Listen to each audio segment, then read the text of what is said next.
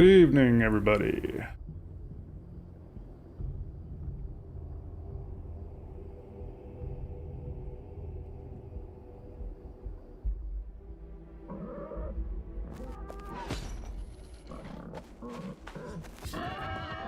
How's everybody doing this evening?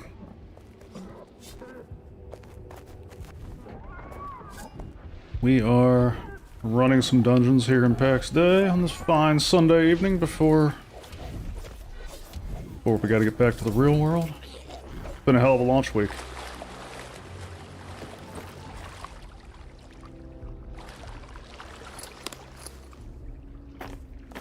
I love MMO launches. Been going, whoops, sorry, I just hit my mic there, but we have been going hard. I know there hasn't been any new videos on the channel this week. We'll get back to them next week, for sure. Got a bunch of stuff I want to do, so... but yeah, this week has been all about the new MMO launch. I've been gaming, like... I can't even tell you. Some days where I think we hit 20 hours, 22 hours, that's a lot for me.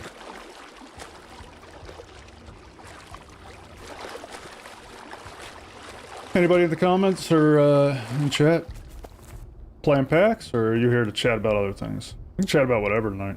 I know I'm playing PAX, but this doesn't have to be about PAX. Happy to chat Star Citizen. I know 342 just dropped. Anybody playing that?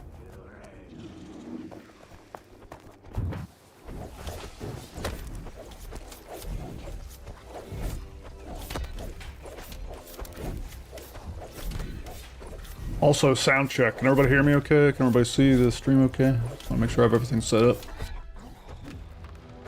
James, salute back at you, buddy. Thanks for coming out tonight.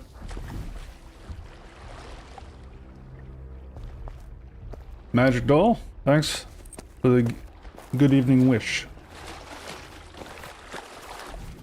Just gave up on SC for the night. TDD still broken? Oh, really? I have not tried 342 yet since I've been going pretty hard on Pax Day this week.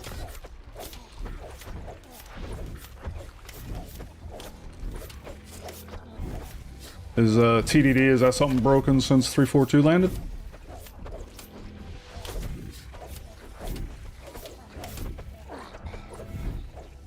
Zombie Bombi hears logging when they sleep. Zombie Bombi is in the clan. Appreciate all that logging, Zombie. We need all the loggers we can get. But if you need a break, come on out. We got room in these dungeons. Or in Lioness when we're out there.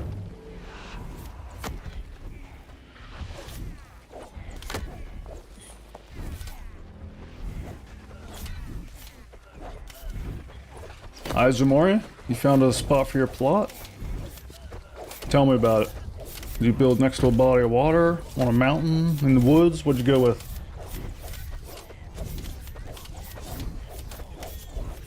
The lighting might be a little dim on me, by the way. I normally have these other lights to these things that lighten me up, but they're blinding. I can't stand to play games while they're on.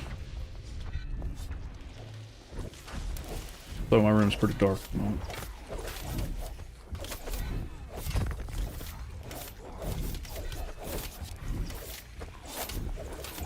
Obviously, as you can see, I am still playing healer.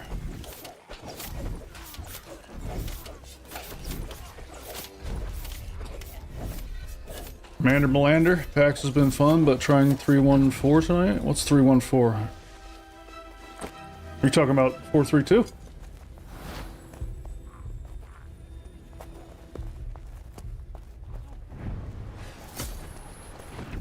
Star Citizen? We got a bunch of people playing that right now. I have not gotten an update on how the patch is going though. This TDD stuff's the first time I'm hearing about that.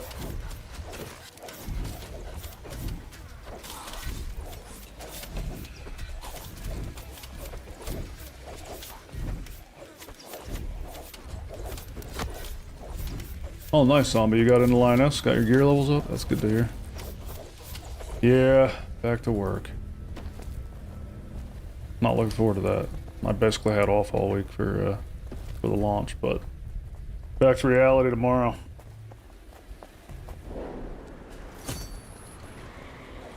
Clear my bags out here.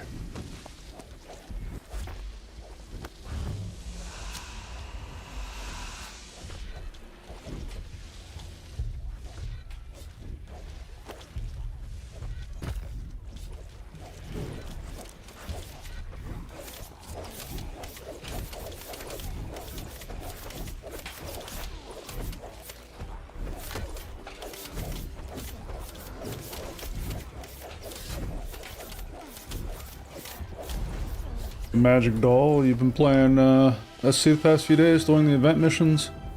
Really the only issue is collecting the needed data pad off the ground with the missions that require such. What's the new mission in 432? Obviously I've not been on to try it.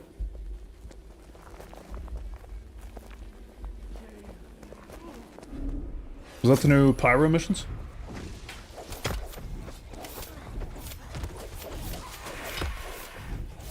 Nice, Commander Blinder.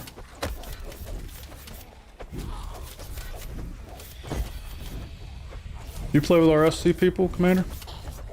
In Luminous?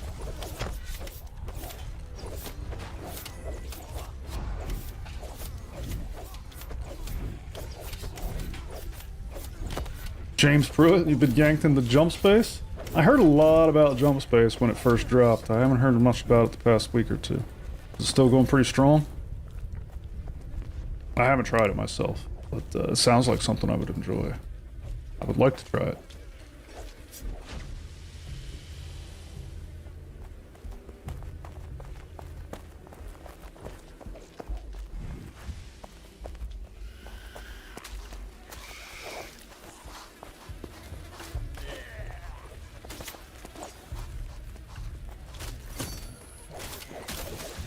Get it in your hands, then a good chance of dropping from the hands to the ground, disappearing completely, needing to restart the mission. That sucks. That sounds like you got Star Citizened.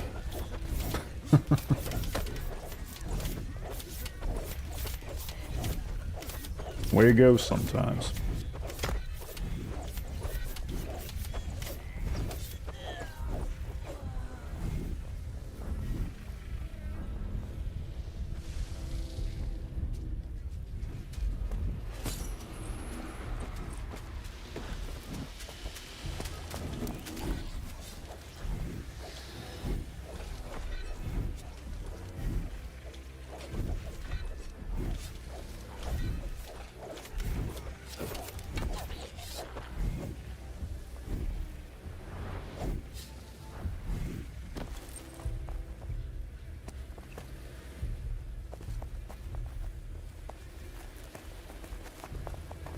Looks like I got my own fan. Delete Grollo? That's great. I feel very,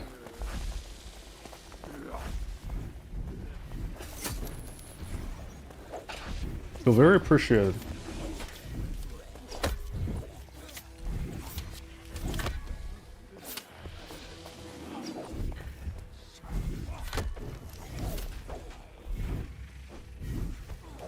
Sadly for you, I know what I'm doing, and that's that stuff doesn't faze me, buddy.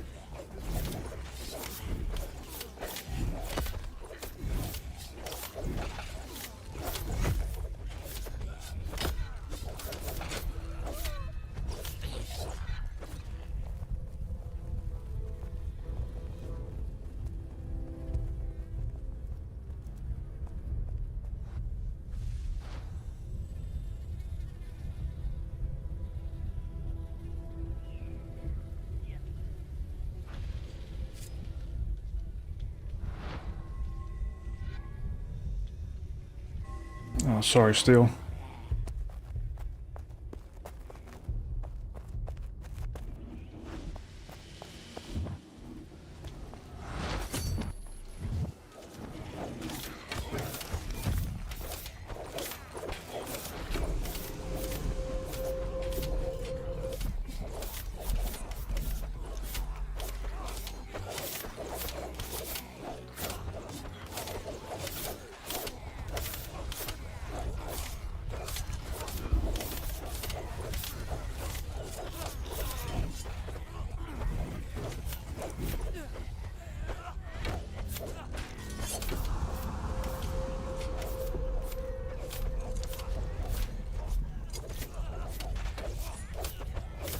Easier to get the data pad off the kill missions because you can get it off the body inventory. No chance of dropping it. Nice. At least there's a workaround. That's kind of the secret of mastering Star Citizen, right? Is knowing all the workarounds. That's how you know a veteran from a newer player.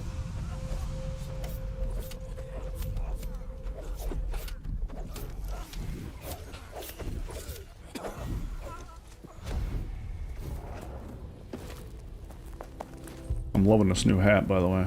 In case you look at that thing. Isn't that sweet? That is a way better hat than I just got rid of. Fashion is just as important as combat stats. Don't let anybody tell you different.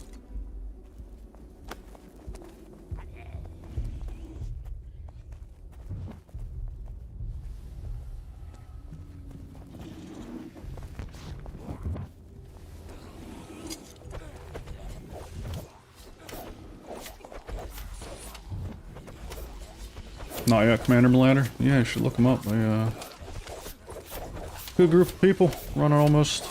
I mean, they're running every night, and then they do the larger operations on Saturdays. A lot of fun. I skipped this week just because of the launch, but I'll be back next week running with them.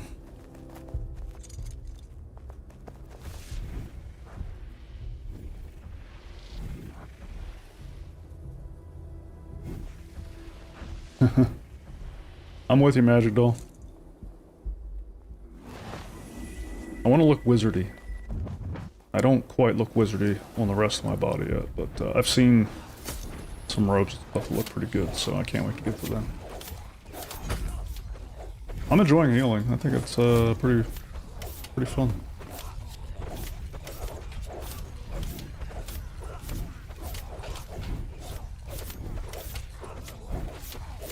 I wouldn't mind some different, like, animations on the staff whenever I'm auto-attacking.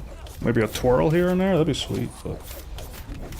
The abilities, managing the armor cooldowns and the weapon cooldowns have been pretty cool.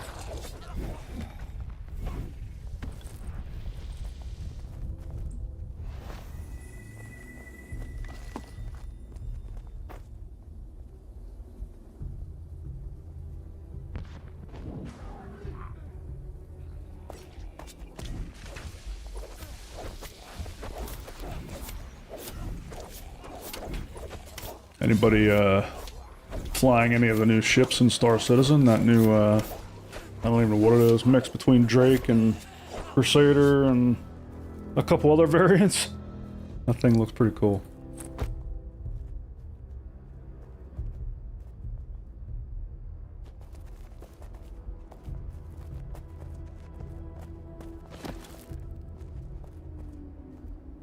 Yeah. Yeah, I can take those.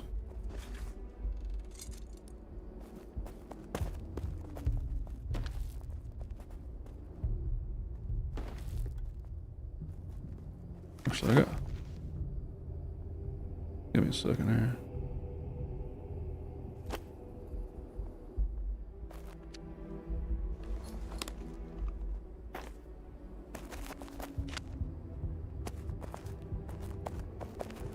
Where at?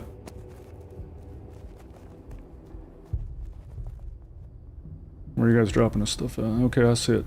Hey, over here, I'm gonna drop some grapes.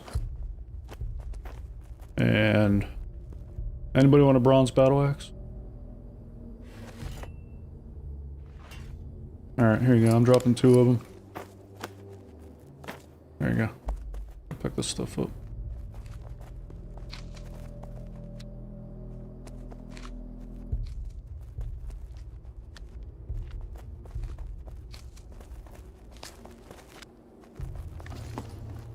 Alright, we're good.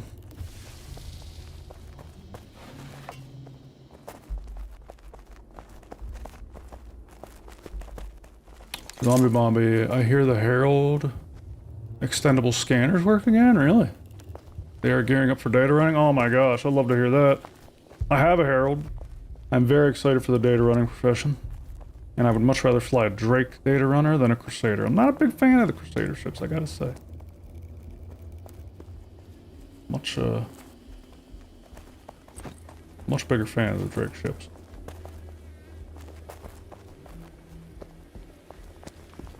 The Herald is such a sweet ship too. I love that. I love that thing.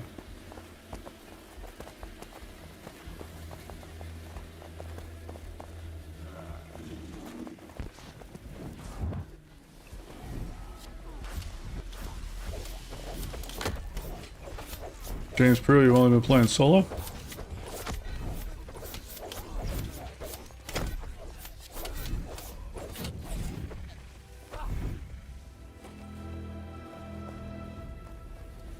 Which game are you playing solo, Pruitt?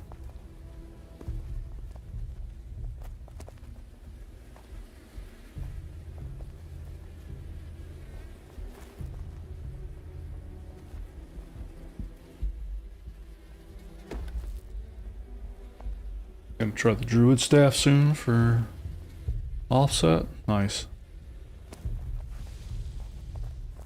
Which staff do you call the Druid staff? There's the Zephyr, the Divine, and man, what is it? Sylvan. I guess the Sylvan would be Druid.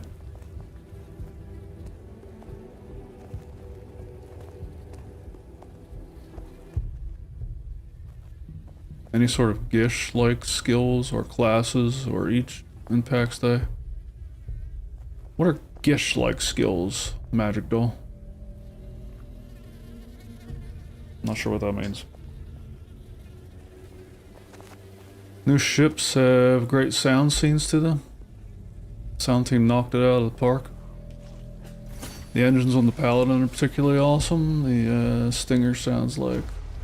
That's awesome. It's crazy how much sound adds to immersion and gameplay.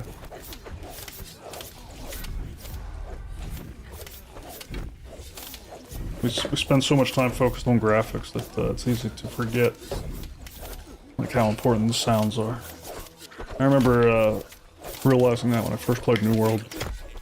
When I went out and I started hitting rocks, and just the way, you know, the mining pick would echo off the rock, and it was crazy.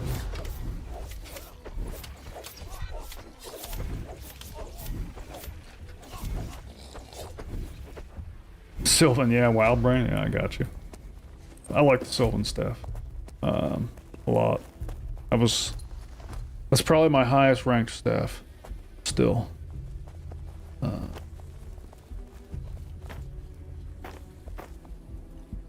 I have found that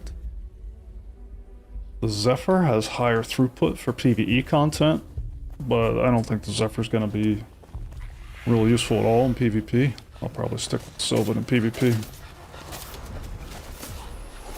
Also, even in PvE, I think having one, like if you're running multiple healers, then one with the Zephyr, one with the Sylvan would probably be the way to go. Something like that, I don't know. I mean, they're all good. All the staffs are good in their own way.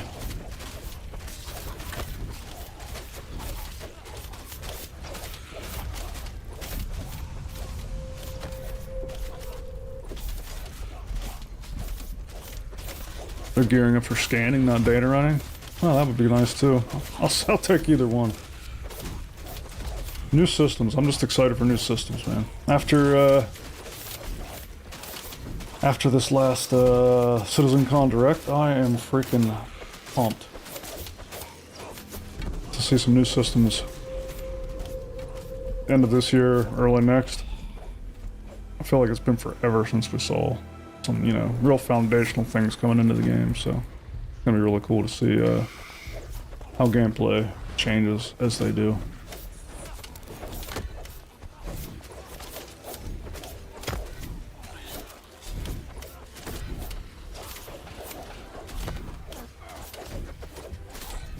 I didn't quite catch the feeling of the Millennium Falcon enough for me to like the Star Runner either. Not dirty enough. I'm with you, Commander. I want it to be the Millennium Falcon. I would love to fly the Millennium Falcon around, but it just doesn't quite get there for me.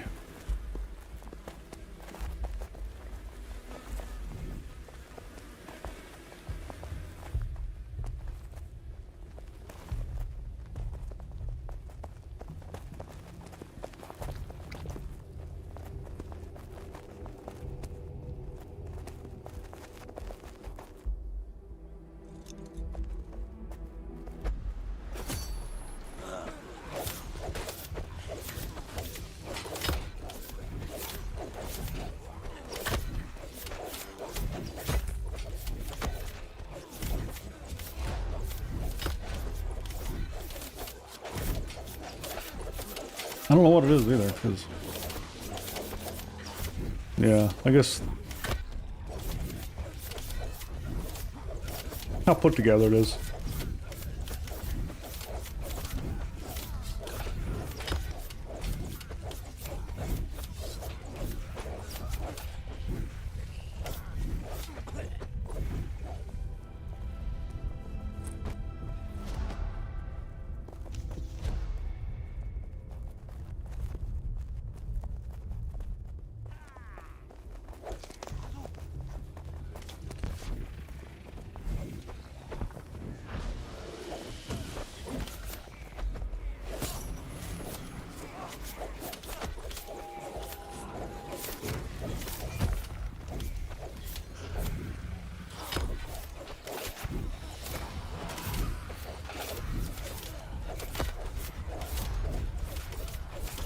Why those ships with scanners on them, like the Drake Herald and MSR, have been getting some QOL features updated on them.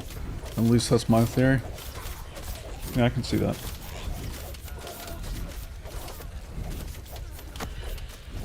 However, I don't know. There's other ships that are more specific to scanning. You would think they would be getting updates ahead of the data running ships if it was just a scanning update. What about the Terrapin? Or has it also been updated? Trying to think of some others. Maybe the Misk Reliant series. They have a scanning focus ship in that series. Also the Cutter Scout. Are they all seeing the same updates?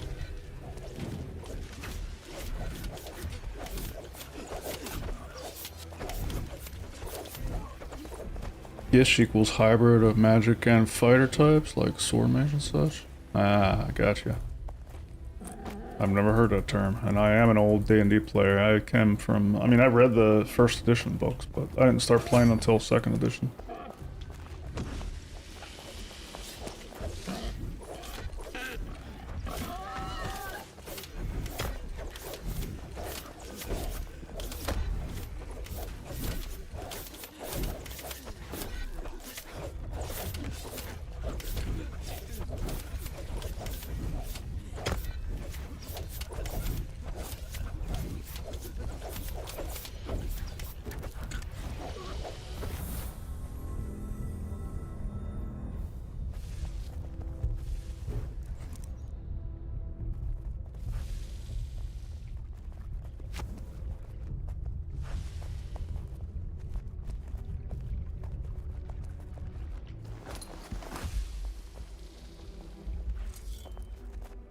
I need to relog real quick.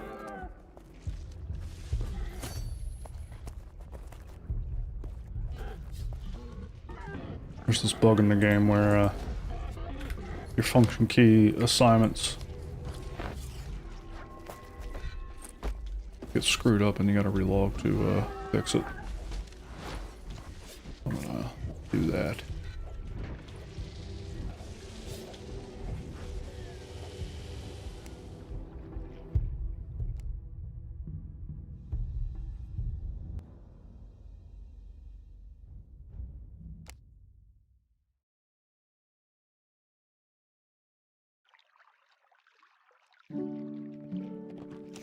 And we're back.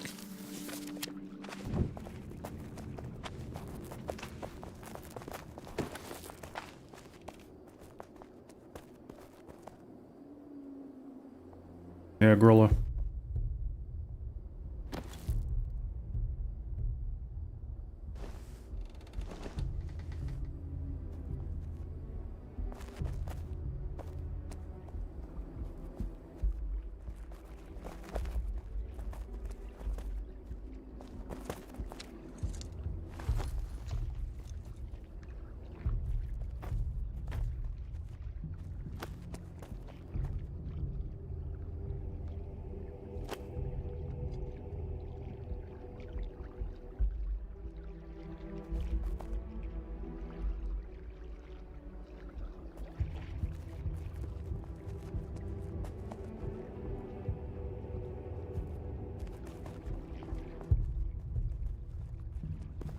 Yeah, I got you, Magic. I know what you're talking about. What's that, Steel?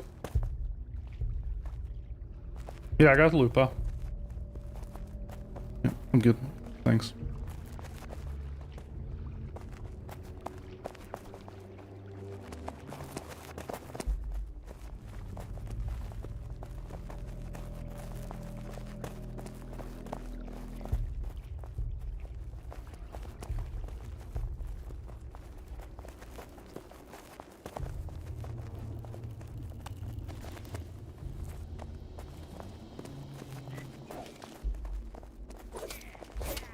Anybody playing Ashes of Creation right now?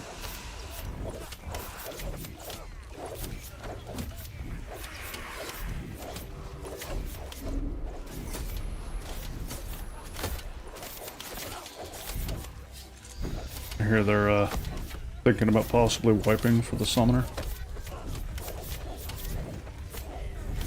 I think sounds like the population's died off a little bit in preparation for the release of that class. Unfortunate.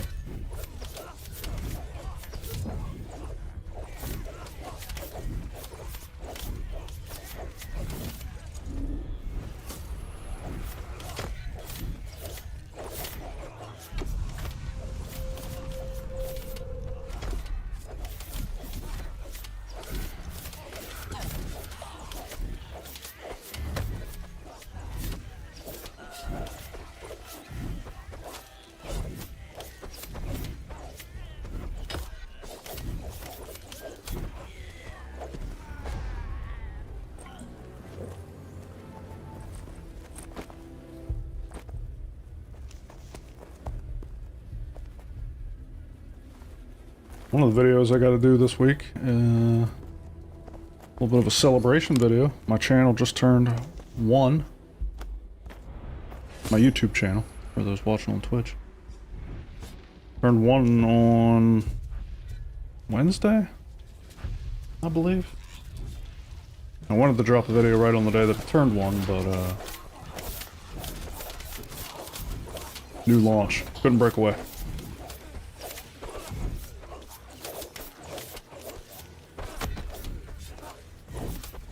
But I definitely want to put something together saying thanks for first year. It was a very unexpected and awesome journey. Never expecting to be putting you videos up on YouTube, that's for dang sure.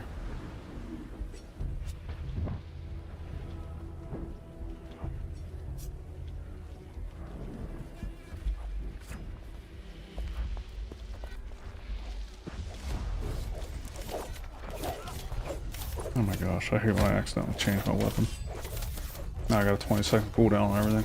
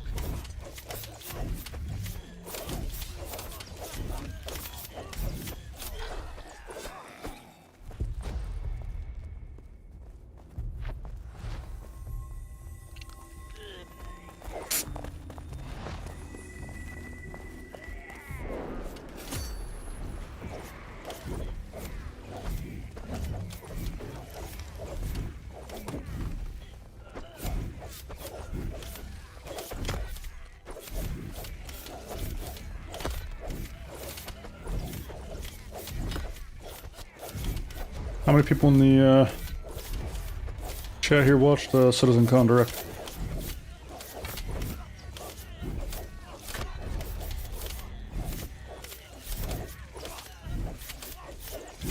And if you did, what was your favorite part? Which announcement was are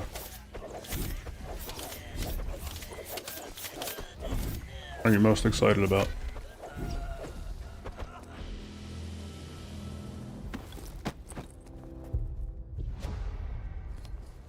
I'm dropping some stuff here, like iron sheets and that kind of jazz.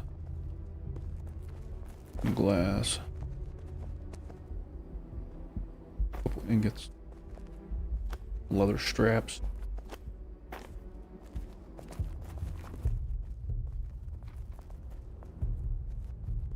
Alright, should be good. Okay. Yeah, I'll drop ingots. Even more ingots.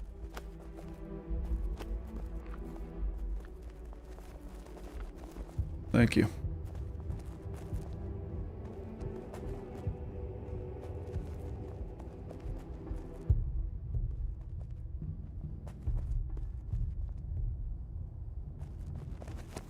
Genesis coming along nicely. Need to upgrade PC. You ain't kidding.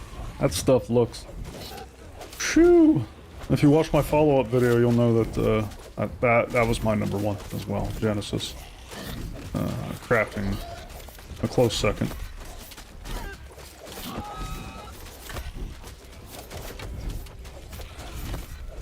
Favorite part was knowing Nyx is coming in a few weeks. And Planetech V5. Yep. Pretty wild.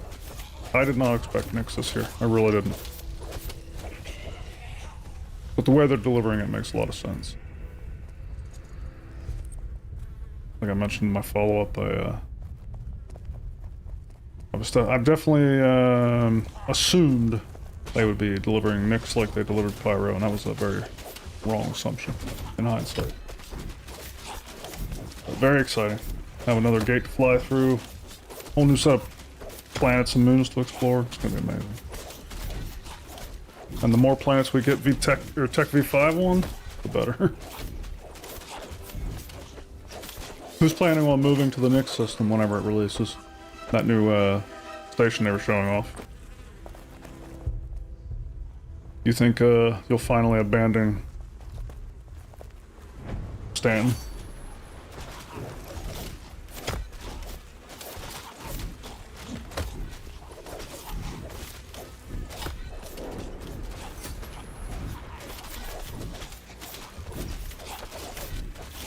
Combined arms mission they showed off at the end.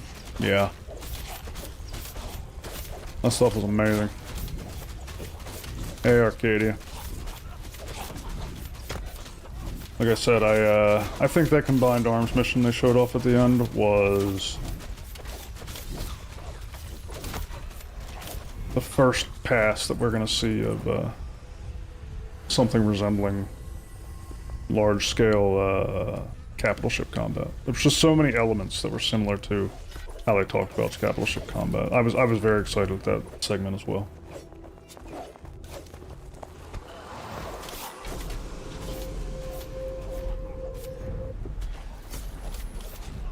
Also knowing the first iteration of crafting will be coming soon. Yep, that was a very close number 2 to Genesis for me. Even a very rudimentary version of that is going to give so much more purpose to the things that we're doing in the verse that I'm pumped.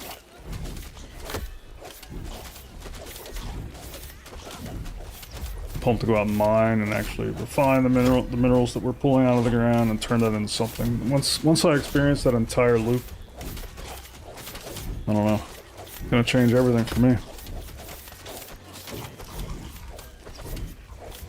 You gonna stick to Orson for now? I can respect that. Soon you're gonna move the Nyx? Wanna try out all those new missions? Yep. I think I'm gonna move the Nyx. That new station just looks sweet, although might be bad to move on the very first Nyx patch. You know how things go. I don't know. I might wait till the 0.1 patch after Nyx ships to move to the new system. We'll see. I gotta think about that. That's a big decision. Big commitment.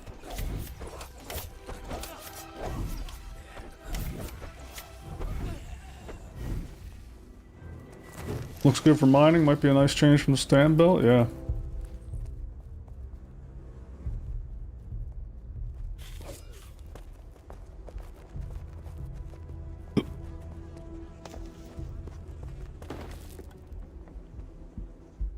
I have to admit that the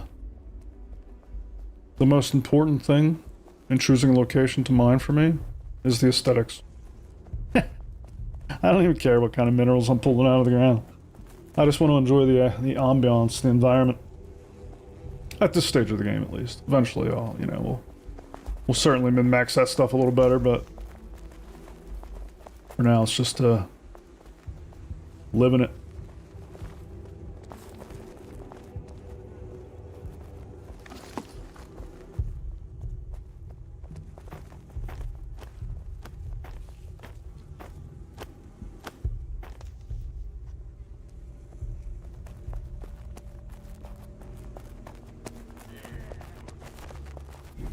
I feel like John Crew teased the Expanse at the end of his segment. Ship refining would fit right in with the mining and Nyx. Yeah, I said the exact same thing. Well, not the Expanse thing, although I agree. He definitely alluded or made a reference to that, no doubt. But oh, you mean the ship Expanse? Yeah, I completely agree. I actually didn't even catch that. You're right. But even without that, I asked the question about, in my follow-up video, about whether we would be seeing refining because, you know, they're giving us a portable crafting table. They're going to let us carry it along on our journeys to craft things with. People are immediately thinking like, wow, we can put that on the back of our ship. We can go mine stuff. We can turn it into things, but obviously, you're going to have to refine that before you can put it in the machine. So it would seem to me like the perfect opportunity to drop a refining vessel alongside the delivery of the crafting bench and make a ton of money selling expanses. So it seems to me like that's exactly what they'll do.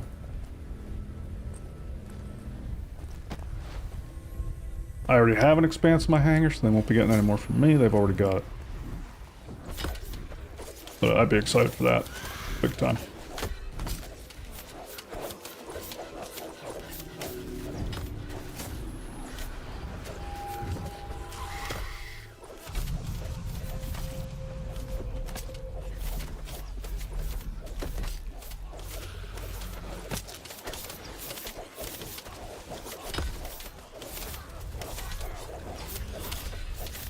Expanse and Arastra Galaxy next year, easy. Yeah.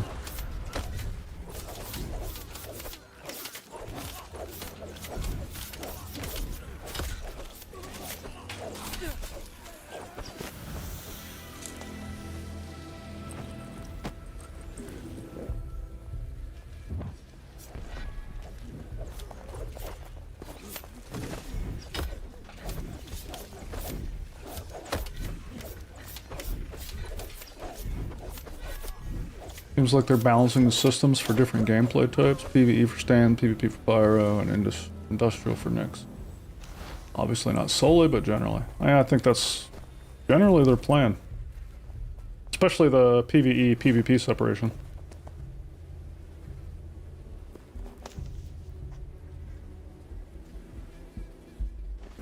Five-minute break. Taking a 5-minute break. Lots of misgas sets got done this year, and mining bags, yep. Which, you know me, I'm not upset about. I'm a big misc guy, so more misc chips. I would love to see, I can't wait for, the Odyssey.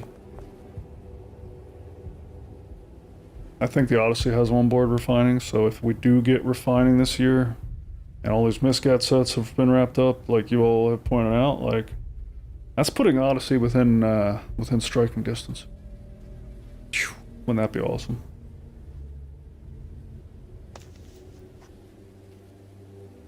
A lot of refining ships next year, yeah.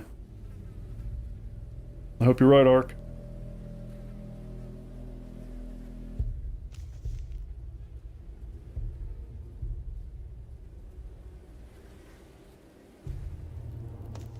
The ships you would love next year, Sin? Galaxy, Arastra, Ironclad. Those would be huge. I'm with you on... I mean, Galaxy is a great ship. I don't blame you for being excited about it. The Arastra, the Ironclad, I'm looking forward to. Also looking forward to the Expanse. The thing that's crazy is I've now talked about the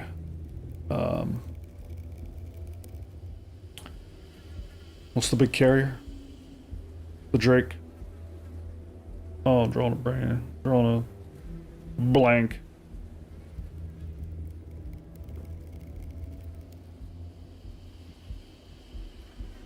Help me out. What's the huge carrier? By Drake.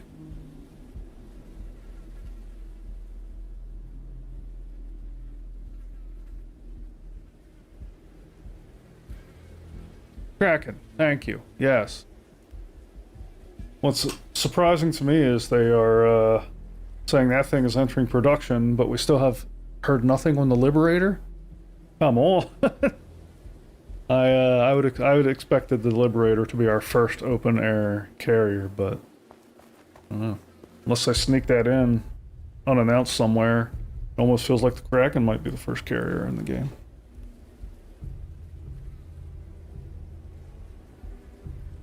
I don't have a Kraken in my fleet. I do have a Liberator.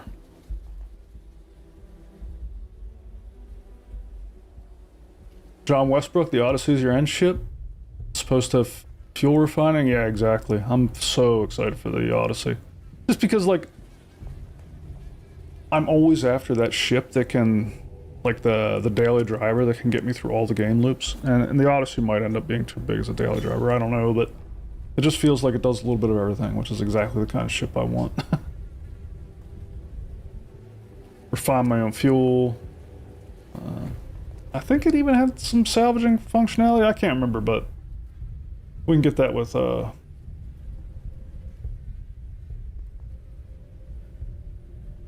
can hand do it or whatever.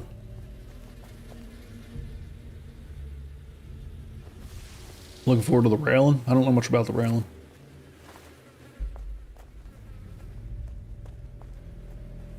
They said they don't want to release the ship without its gameplay anymore. So the crafting coming.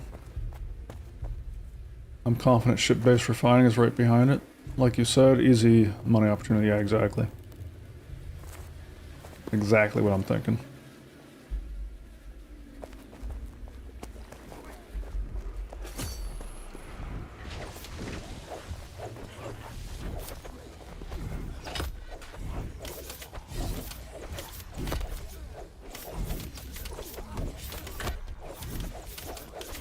Liberator's probably going to be an unannounced. It's not the most complicated design. Yeah, that's exactly my thought. Like, the Liberator's such a simple looking ship. I just cannot imagine the Kraken beating it to the verse. And who knows?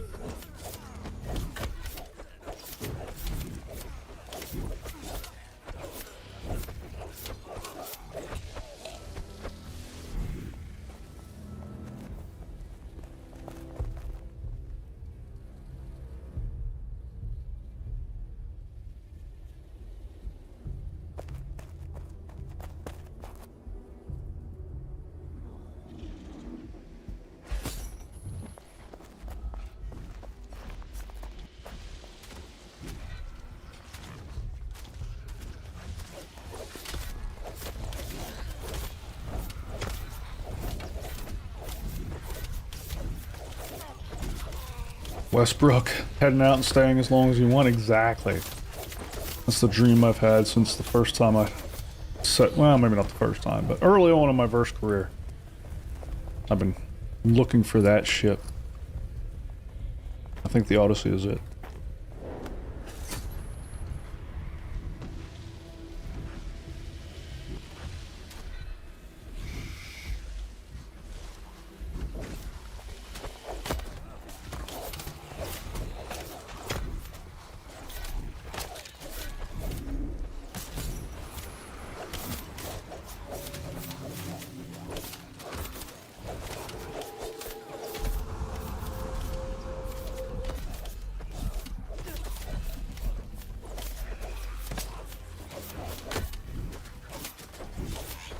I want a Vulcan, but I don't know if they will be able to pull off drones or the gameplay. I think they're going to pull off drones, Zombie. Obviously, it's not a priority. If I were doing drones in Star Citizen, I would make them player controlled. I would not make them autonomous. All the ships that you see that have drone capabilities have drone operator seats. It makes sense to me that you sit down in the seat and you remote control the drone. To me, that's how drones will be implemented. They'll basically be autonomous, or not autonomous, but pilot-driven, smaller than subs. Otherwise, why would you have drone operator seats? That's what I'm expecting on the drones. Except, unlike a snub fighter, which you would only have one of in a ship, right? You could have multiple drones, and if one drone gets destroyed, the drone operator could launch another one. I think that would be the benefit of drones over snubs, for example. And the fact that the drone operator doesn't die whenever the drone gets blown up. So it seems like a pretty straightforward feature to me, but that might not make some players happy. Some players might be expecting like autonomous WoW-style pets or something, but I don't think that's what we're gonna get, honestly. Dropping some stuff up here. Some ingots and stuff.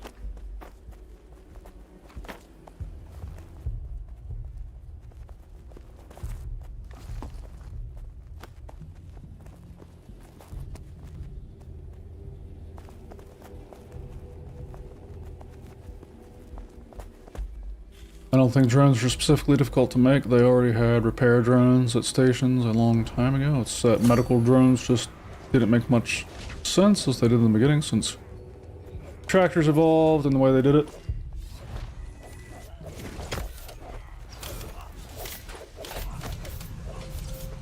So they didn't pursue as much. We'll still get them in other areas when they still make sense. What do you think, Arcadia? Do you think that drones are going to be autonomous, or do you think they're going to be pilot operated or player operated?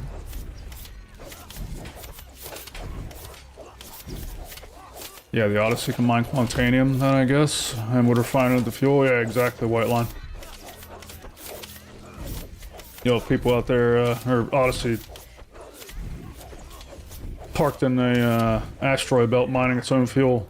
That's so freaking cool.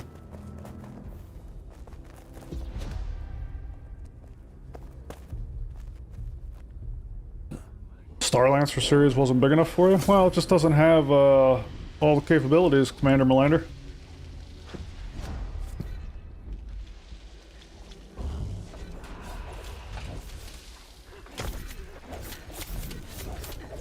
I want medical, onboard refining, even some salvage capability, the ability to park a bigger vessel in there. I don't know. But yeah, the Starlancer series is an amazing ship. I love attack, especially. Although my ideal ship would be a mix between the TAC and the Max. Get rid of the drop seats and put storage in there, and then the TAC would be the perfect ship for me. For now, until the Odyssey ships.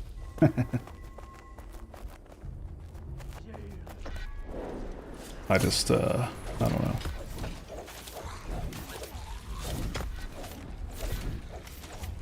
I think the TAC could have been something a little more unique. Like, we have a lot of drop ships with all those jump seats and everything. I don't know that the TAC quite needed to be that.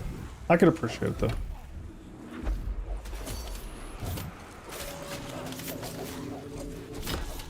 I hope player control, but based on what I've seen on repair drones, I expect some automated functions. Interesting.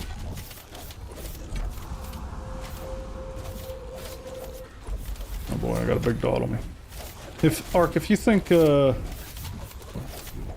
on, I gotta focus.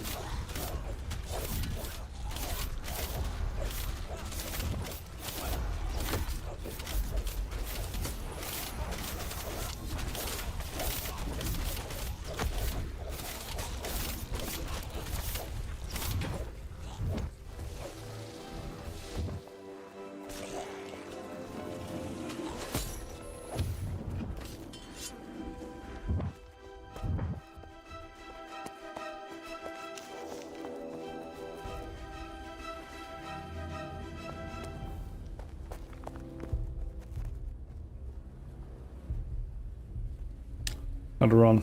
Got too big of a pool there.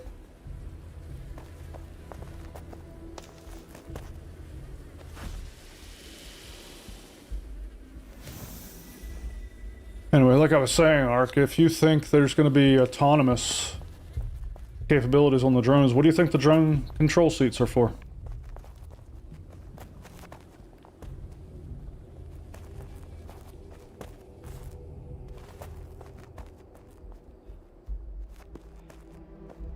Absolutely, operator, remotely controlled. Oh my gosh.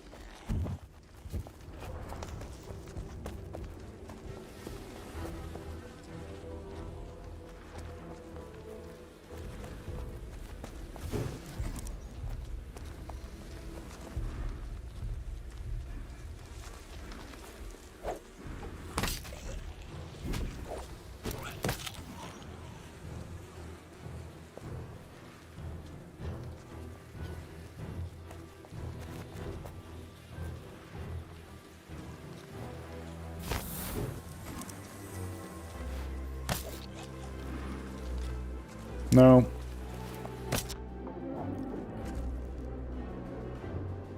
I got lost.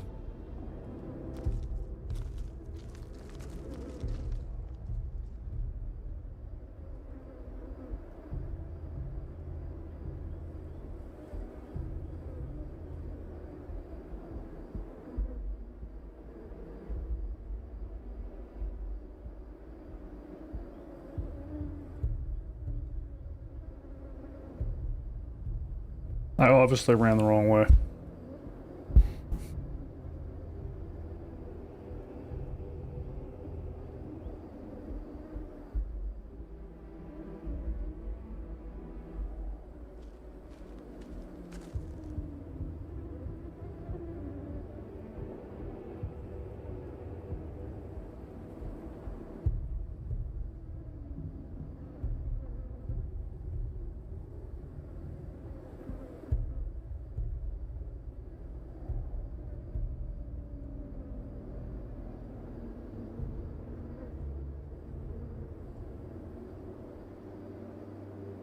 CR generally doesn't want autonomous stuff in the game, they want player input. Yeah, I agree.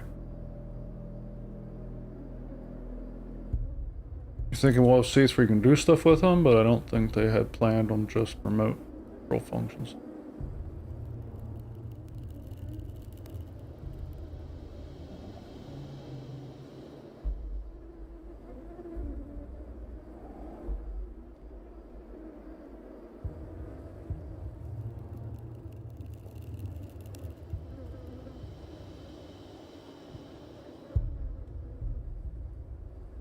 What's up, Scholar?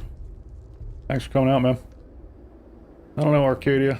RTS view would be a complete departure from anything else. That would be an interesting direction.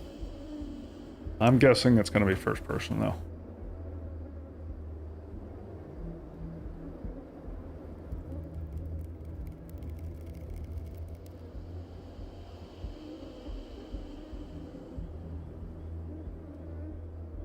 Too much to win in combat? Yeah, definitely.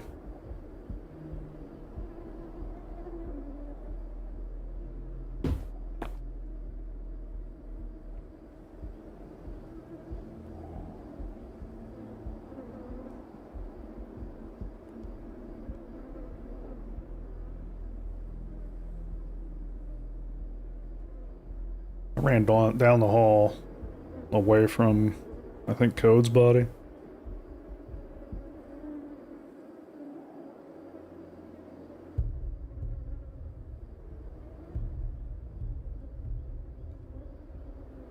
Yeah, well, I figured that out. As I lie here dead.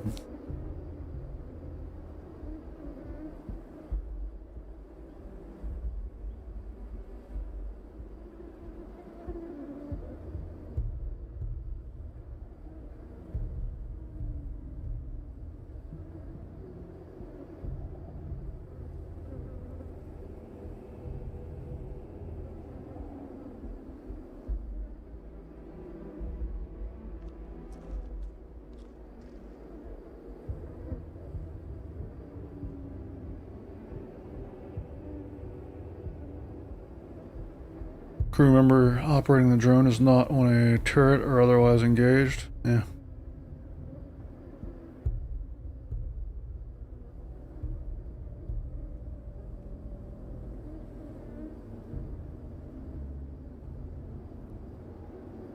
Reminds me of the scanner seat.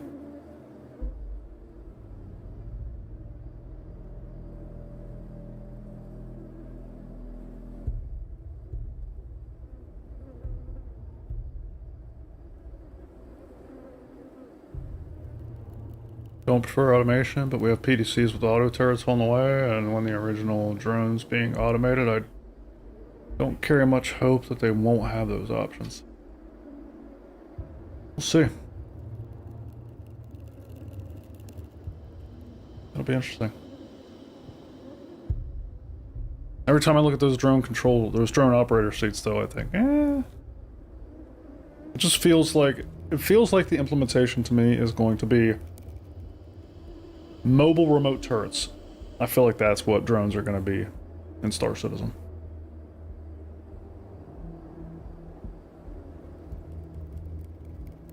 But it would be very interesting if they went your route, Arcadia.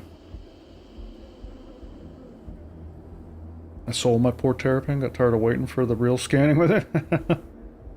Yeah.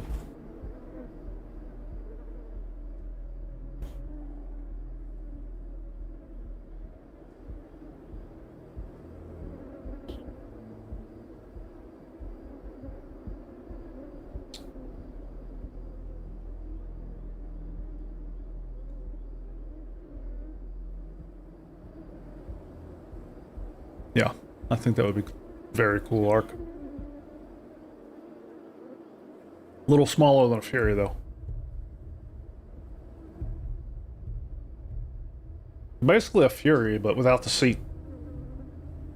And shrunken as a result.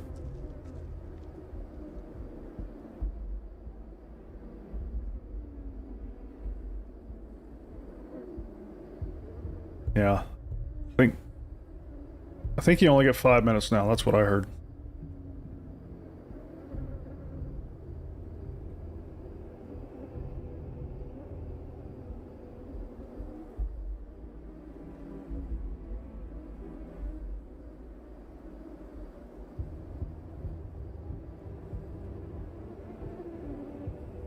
You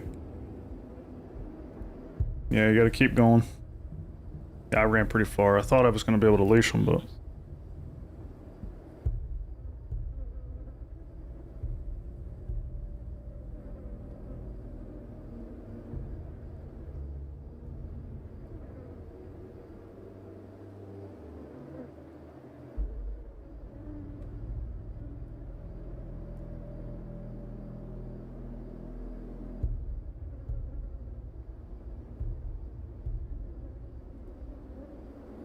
Think there's going to be a big uptick in piracy with scanning?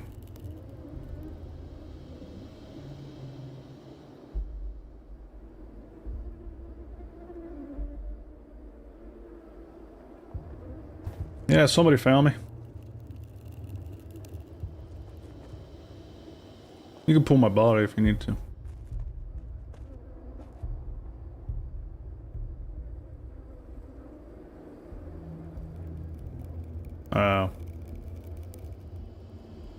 That sucks.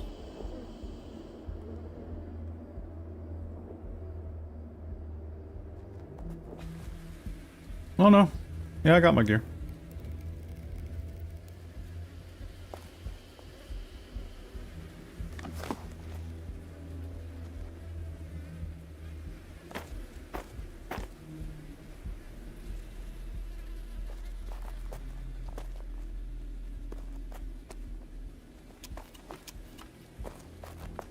Should I heal up? I need just a moment.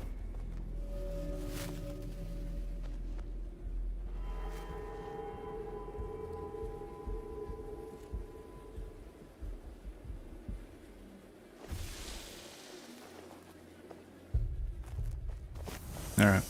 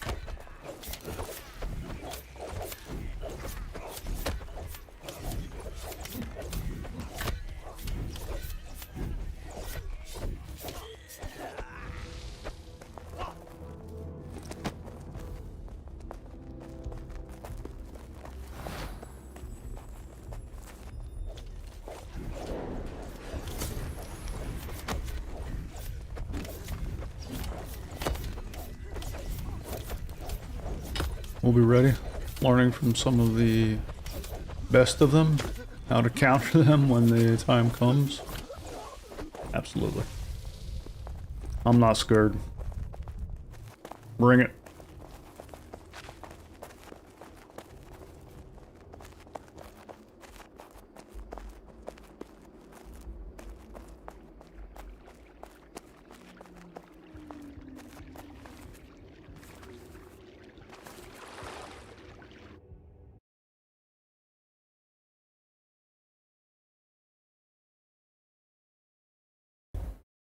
Alright. Hell yeah. What are we doing next?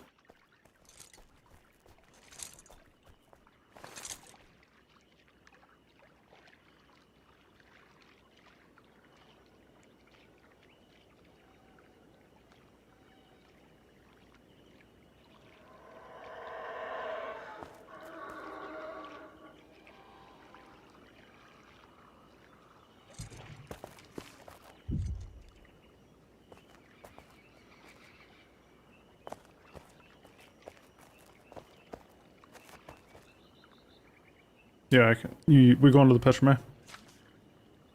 Yeah.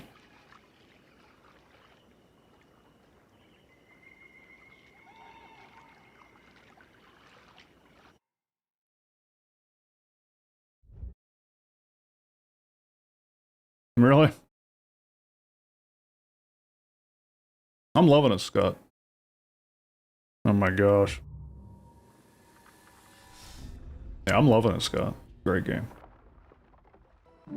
Don't listen to the haters. A lot of good content in this game. Alright. Alright. Alright.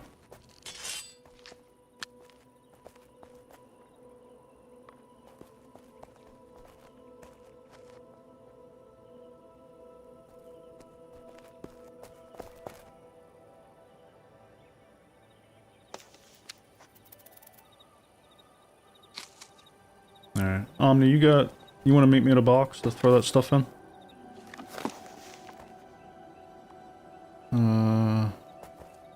One second. Thanks, man.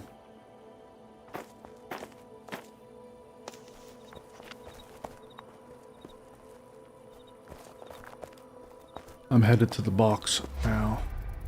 It's a new wooden platform.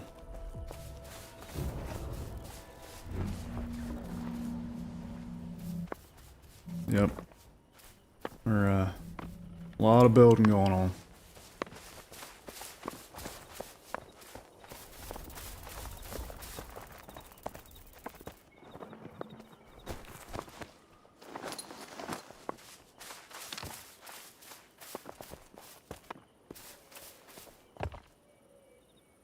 You could put it, you could put it in this one here on the end. On my right.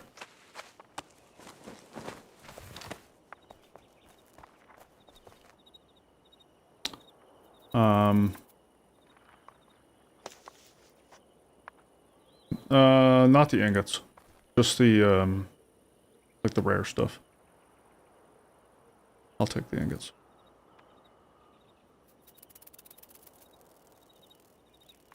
Like the... yeah. Leashes, sigils.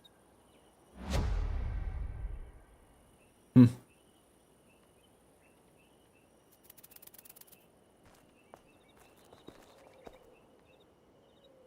No.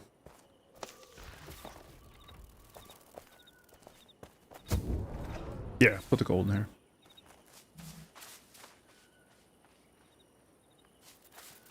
Keep whatever you got from the piles.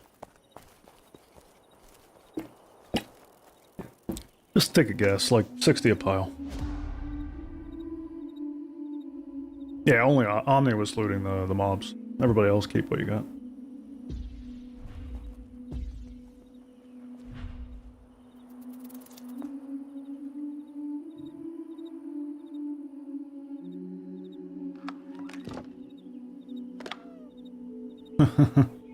Nice.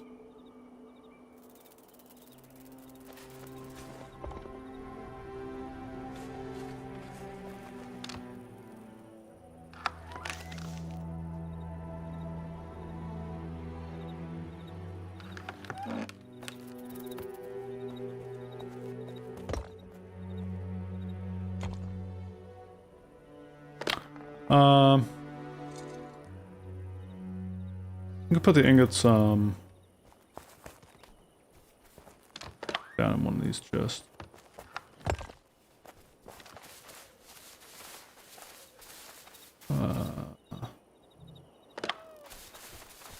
Actually, I don't know a good spot. I don't know where they're dumping the ingots at. You know? Yeah, yeah, do that.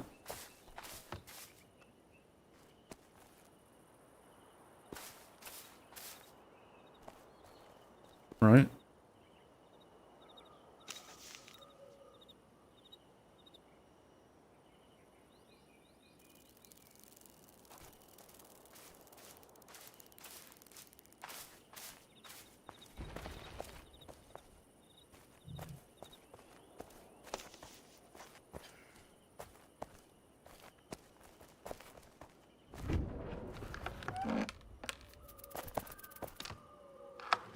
You can just drop them on the ground. I'll pick them up and find a place for them.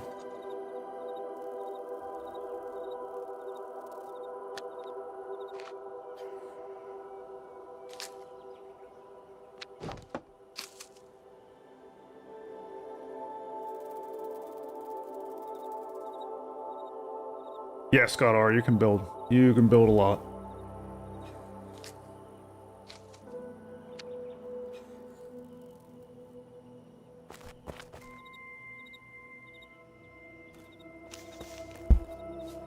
Thank you.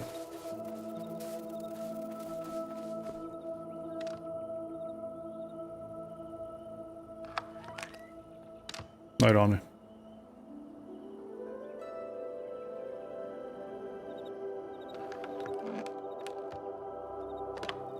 Inventory management is the real end game, though, as you might be able to see.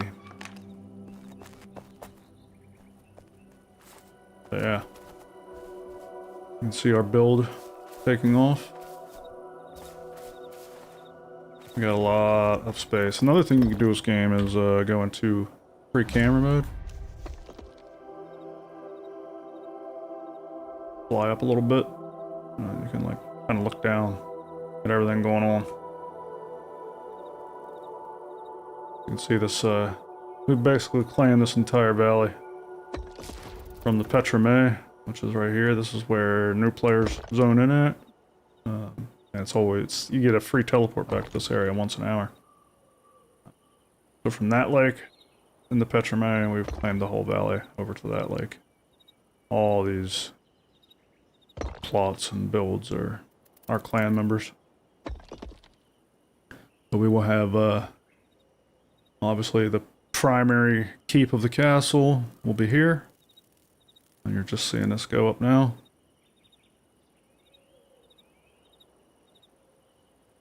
Nah, you can keep them.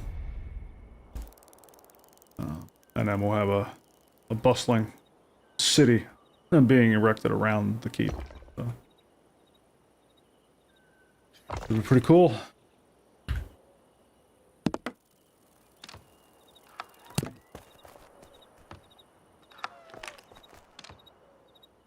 You got anything else going on tonight, Solomon, or we gotta go do some lioness or something?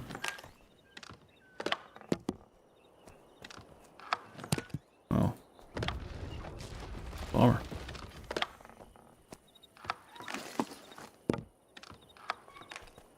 Yeah.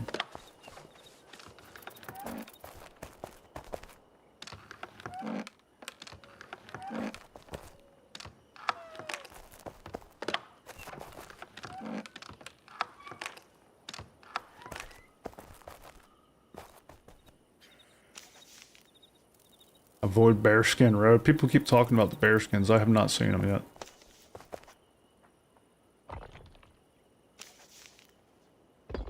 That's my tism. I'm all in. Oh shit. Is it server-wide building, or is it within your clan? Do NPCs populate them too? No, NPCs do not populate. They don't build. But yes, everybody's building in the same world, if that's your question. Like our clan owns this valley, but if you know, walk that direction over there, you'll run into other clans' buildings. You can actually go into this camera mode and just kind of explore. See who's building what. Like, I don't think this house is ours over here. I think this is somebody else building here.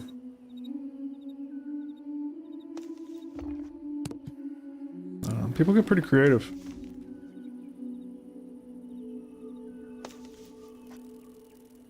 I think this might be ours. I don't know. There's people also claim plots in our clan around this lake, but if you go far enough, you'll definitely run into other members who are not in our clan. I don't think this is us. You can go in people's houses too. See what they got going on.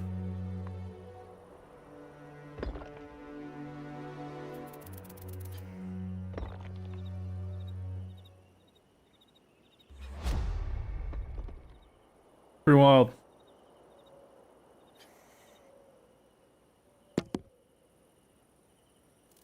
The landscape in this game is pretty breathtaking at times. Some of the views that you'll come across while you're just out walking and you know, exploring or en route to one point of interest or another.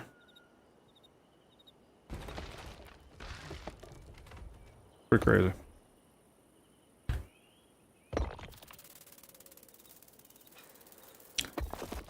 South Road from Pax Dei next to the small pond.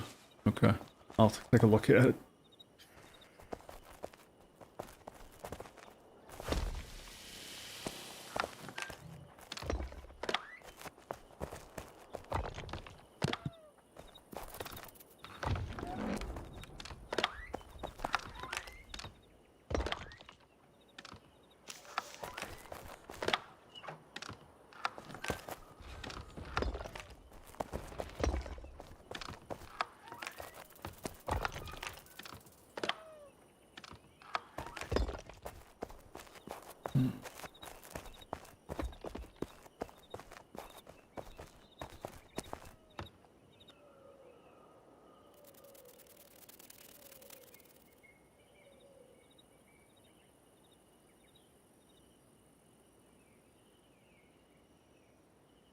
Okay.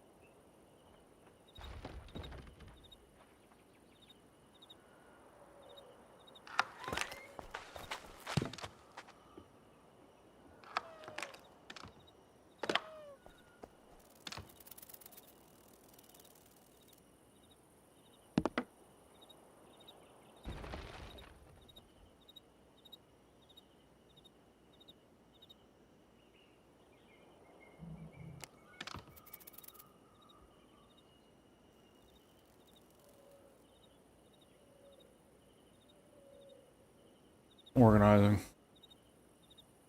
The giant box is ugly as sin. Yeah. Sorry, I'm focused. Like, this is the post-activity ritual here. Like, you come back from a dungeon or you come back from the PvP zone and you gotta spend quite a bit of time organizing all the loot that you have acquired. So. And with as many people as our clan has, as you can see, there's a lot of loot. I mean, we got boxes for days.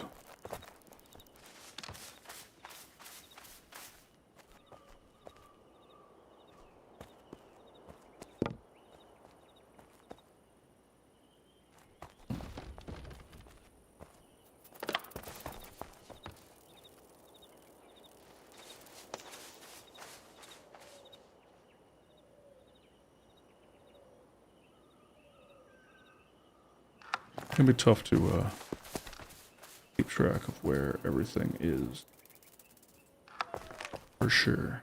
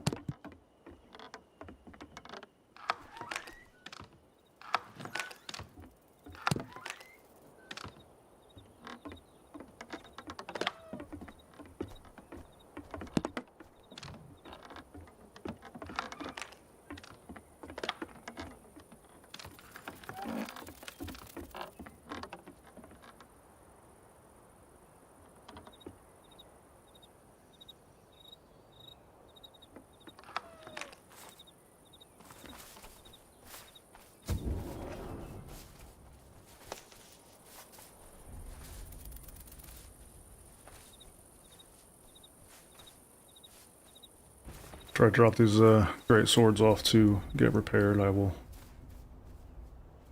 go visit Bearskin Alley. Assuming I can find a blacksmith.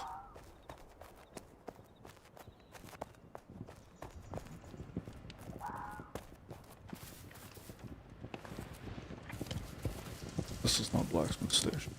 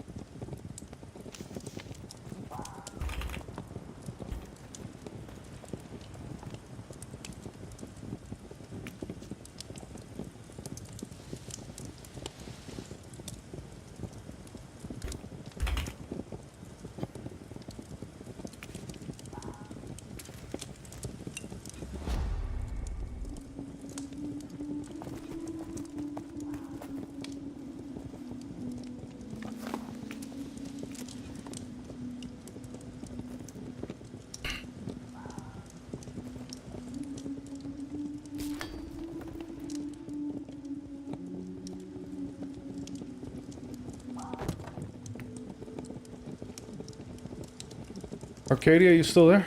How's 342?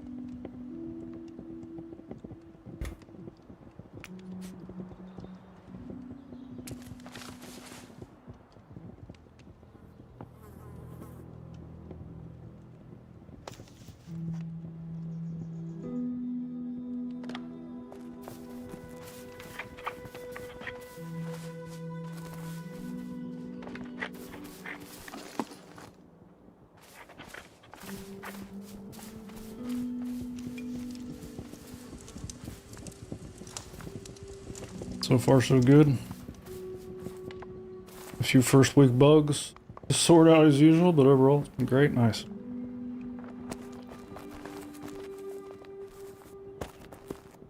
So the new ships are live now? Somebody earlier was saying, when I went to try them, I guess they were just on the PTU. I haven't actually seen them yet.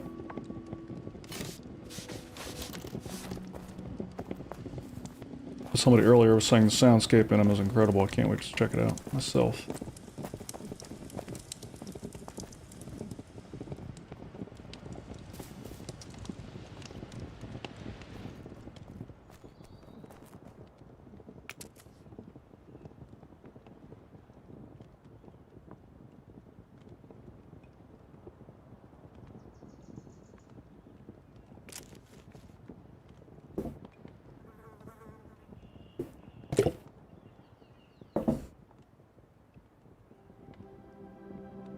Well.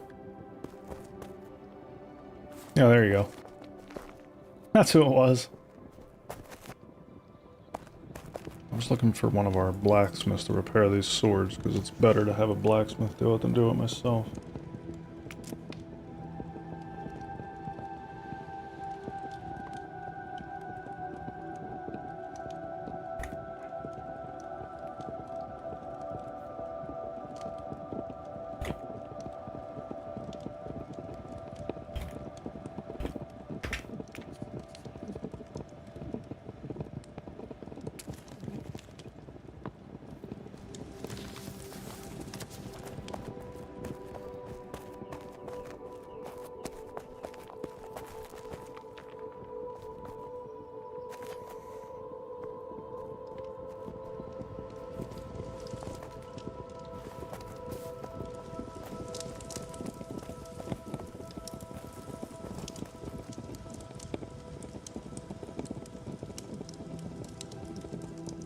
Paladin's fantastic all around. Details inside and outside. They really went all out on it. Very strong in PvE and PvP. Sets the standards for turret functionality. That's cool. New ships usually do. Ship is very combat-centric cutlass. Beats with the Hornet. And the alien ship is an alien ship. Yeah, that's my take on alien ships in general. Very HG Giger feel. Keep breaking out these things I don't know. HG Giger. HR Giger. Not familiar with that. Sounds like an author.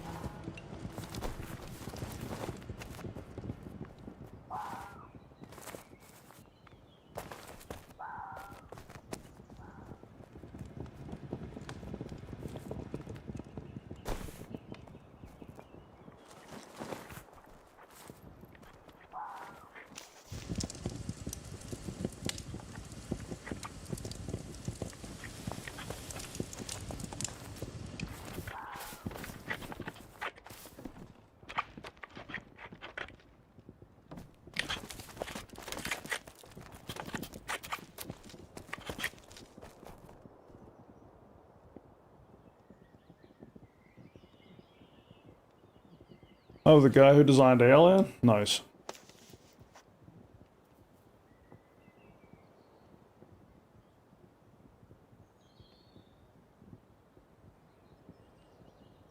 Huh. Had no idea.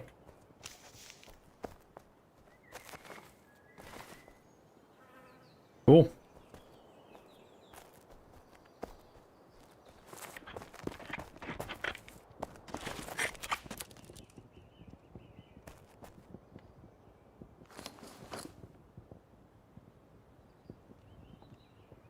Well, I think what I'll do, since I can't find a weaponsmith, is just get some new ones. Save those for when I can.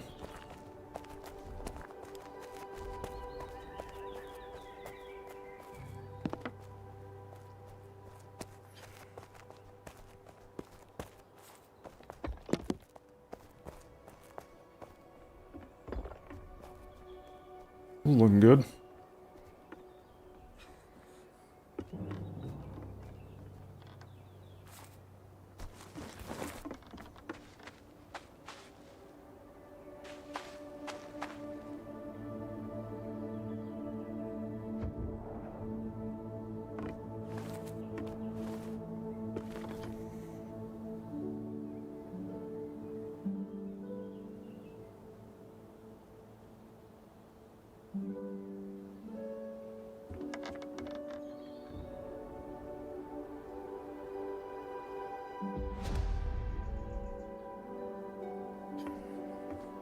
I'm not sure what real 34 is, my friend. That was dumb.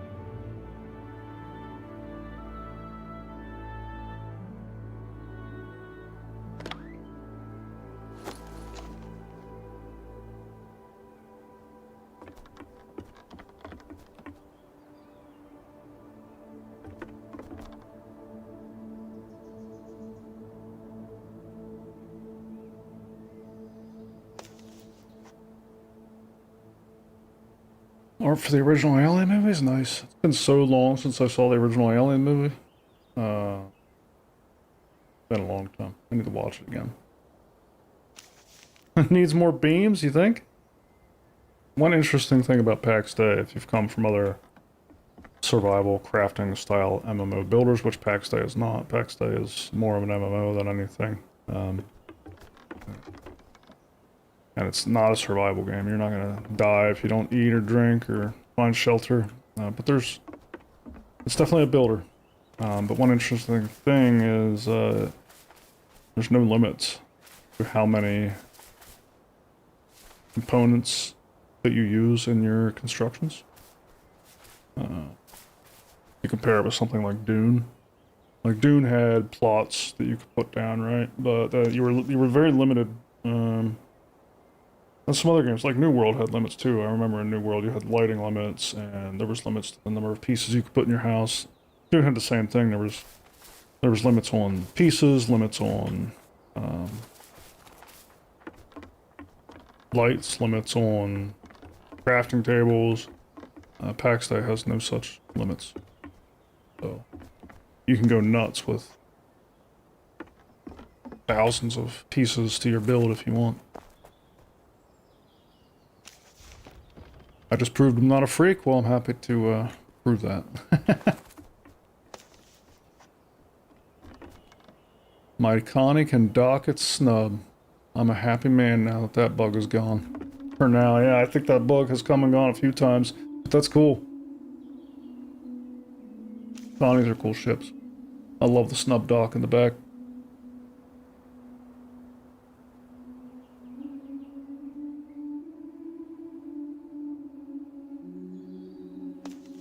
Okay, I had no idea what Rule 34 was, but there you go.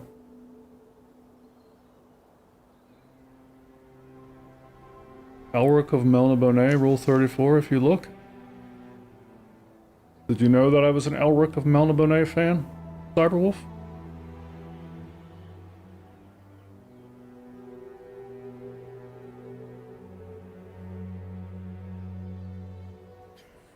Yeah.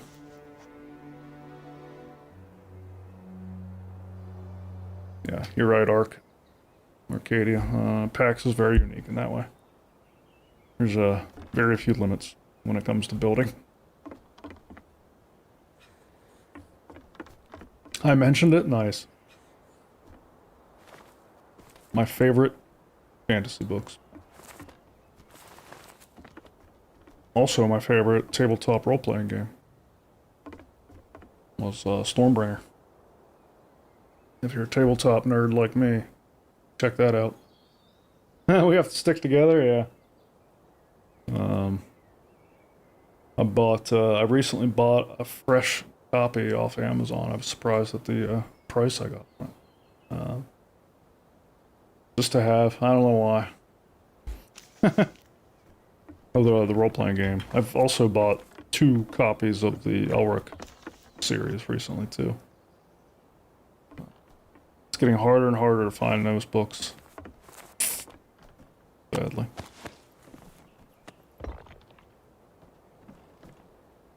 I'm just kind of waiting around. Our group is taking a break. We've been at it for a while. I'm hoping that whenever we reconvene that we go out into Lioness, the PvP zone, look for some trouble.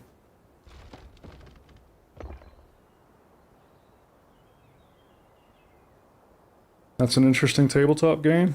Have you played it, or did you just look it up, Magic Doll?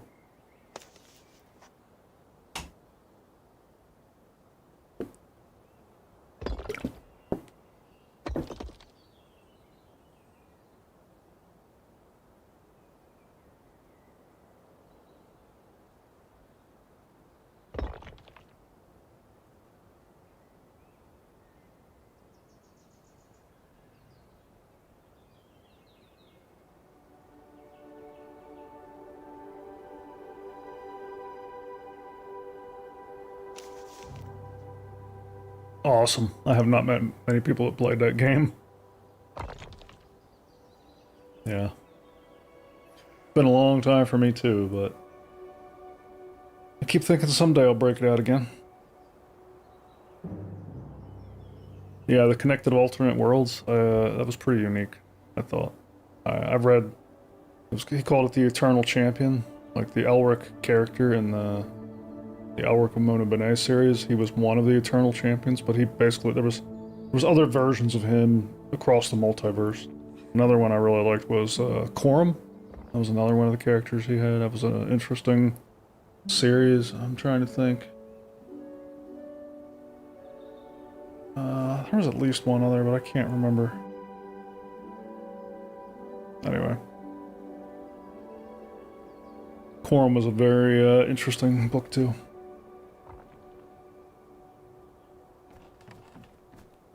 And it all centered around the struggle between law and chaos, and it was very cool.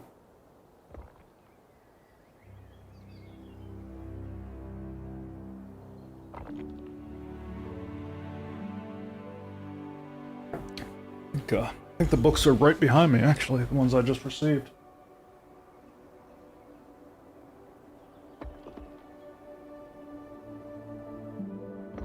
Boom. They're in pretty good condition. I don't know if I can actually see these if I hold these up to the camera. This was the first part of the saga. And the second. A little bit of damage around the edge of the books, but not bad. This was the only... When I looked for these, because this was how I originally read it, was the hardcover Part 1 and Part 2, which is actually books 1 through 6. Each one of these has 3 books in it. There's 2 other books in the series that were not part of this. They came out later. One was a prequel, and one actually took place in between a couple of these books. But this was the only set of these books I found on Amazon at the time. I have another set too, but that one I'm not touching. The other set I got a few years ago, and I got them brand new, mint condition. I'm keeping those untouched. So these ones are already slightly scuffed. These actually came from a library somewhere. I forget where they sold them used, but they've got the plastic cover and everything on them. So these I will read again someday, soon I hope. Again, fortunately or unfortunately, depending on how you look at it, I spend a lot of time reading technical books. I don't get to read for pleasure as much as I used to, but I am going to make time someday.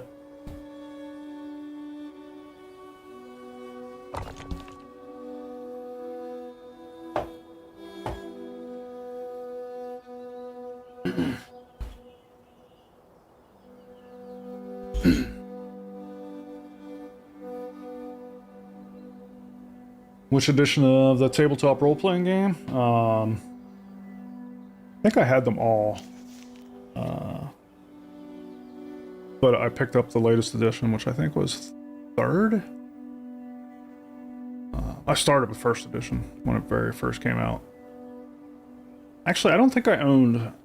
I gotta look that up. Now you got me questioning whether they did a 3rd or if it was just 1st and 2nd. If they did a 2nd edition, I don't think I have that. I think I only have 1st and 3rd.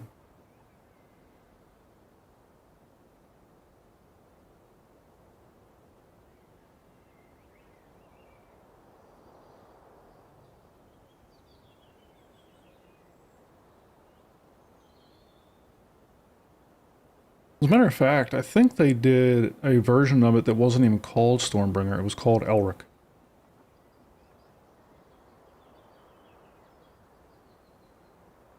Oh, you can see a little bit of my browser here.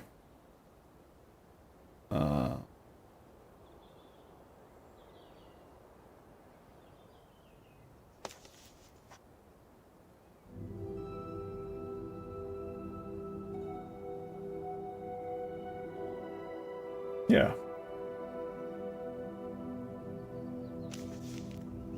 Oh no, there was a 4th.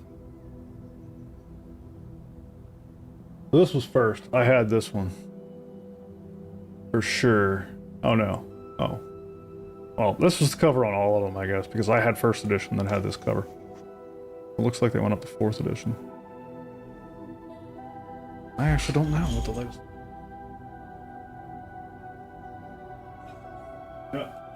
Hold on.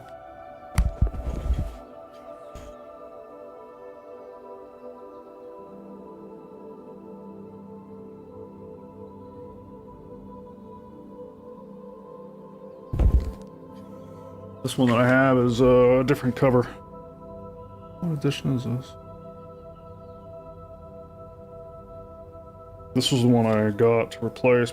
I have the 1st edition one downstairs still, but it's pretty beat up from many, many years of use. So I bought this copy to replace it. You can see it's got the different artwork than what you can see on the screen. This was the cover that the 1st edition I have on us, and then this is the 4th edition I got. And I think I'm not even saying what edition it is.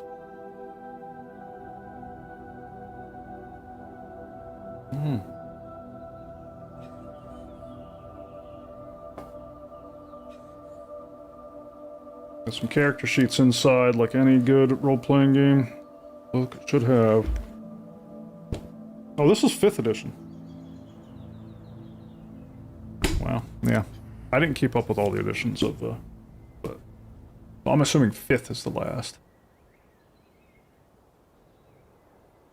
I can't really find a good reference, though.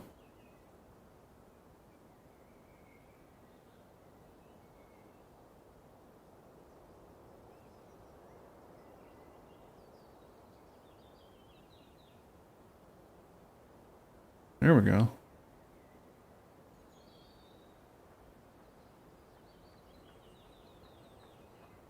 Yeah, this is the one I bought recently. I read through it again after I bought this. It's been a few years since I bought this, and I didn't see like a huge departure from first edition.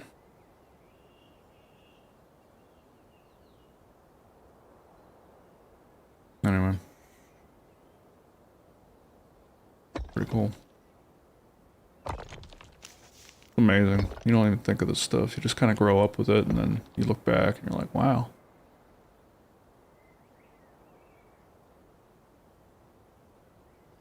Yeah, see, there was... Here we go. Yes. There was an edition of the role-playing, tabletop role-playing game that was called Elric. I think this was a little bit different, though, because I never owned this, but a friend of mine owned this back whenever I owned Stormbringer. And they had picked this up, and I remember looking over this. And the biggest difference was that in the Stormbringer tabletop role-playing games, there really wasn't any magic that was controlled by humans. The magic was all controlled by, like, the Lords of Chaos and Law and the elemental gods and the gods of all the various things, the Beast Lords. They controlled the magic, and humans would negotiate with those beings to do magical things.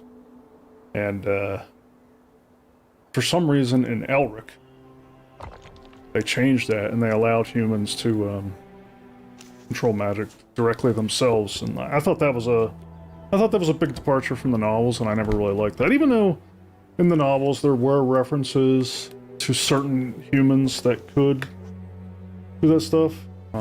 Elric himself in the novels never really did anything directly. It was always a negotiation with higher beings. So anyway, I always preferred Stormbringer's approach. I felt it was like grittier, more visceral in general. I thought Elric was a little more D&D like. I'm gonna put this back on him.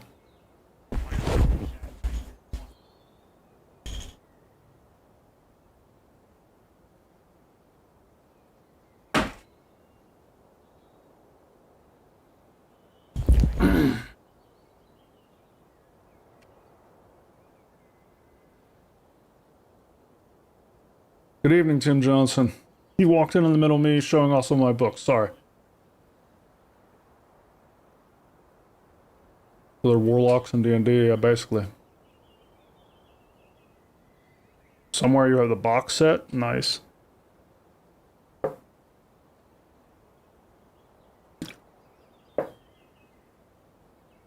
Yeah.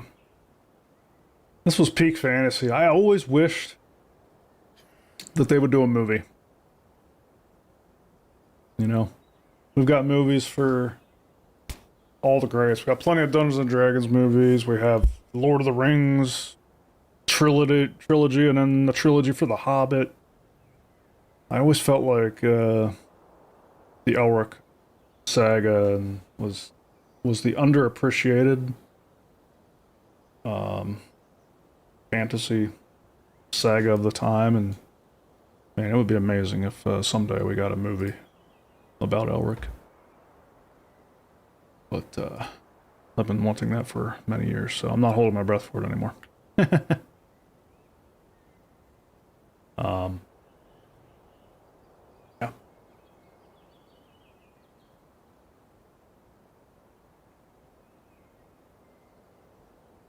But if ever, I might actually go to the theater again.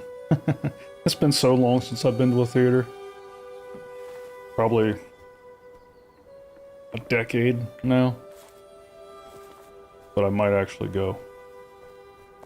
If they ever did. Elric.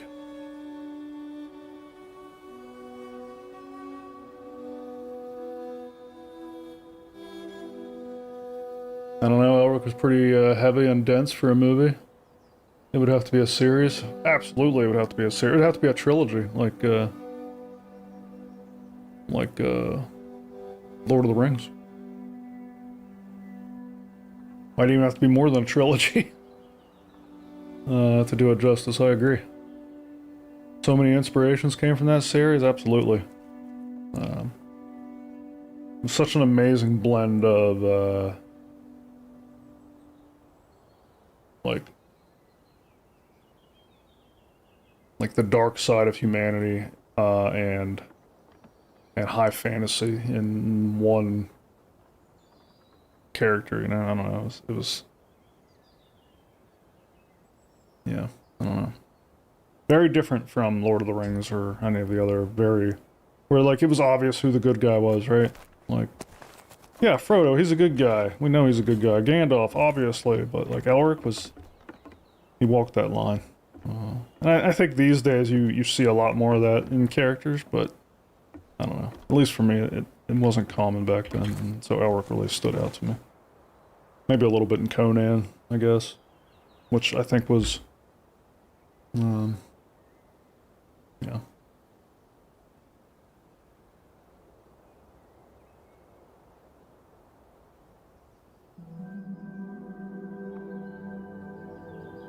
Hit steel and Pax tonight. I'm pumped. Nice, Tim. Congrats. Making progress.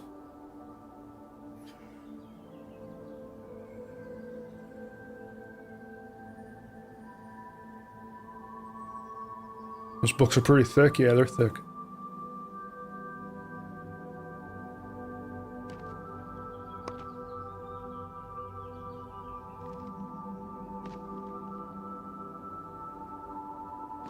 I don't know. I don't know which came first. I never got into the 40k stuff, Cyber.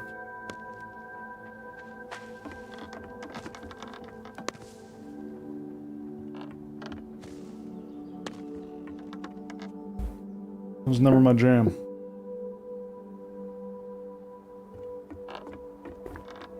But Warhammer Fantasy was my jam. I love Warhammer Fantasy. That also had a very dark, visceral feeling to it, the Warhammer tabletop game. Same, theaters are not what they used to be, and now has like 30 minutes of TV ads at the start of the film. I wouldn't know, I haven't been there in a long time, but that sounds about what I remember. And the environment is not the greatest unless you go to certain specialty movie places, yeah. That was part of the problem, is like, I felt like people forgot how to be respectful in a public place like that. I got so tired of sitting there and like people talking on cell phones and big bright cell phone lights everywhere. Like, I swear cell phones ruined the theater for me. Yeah.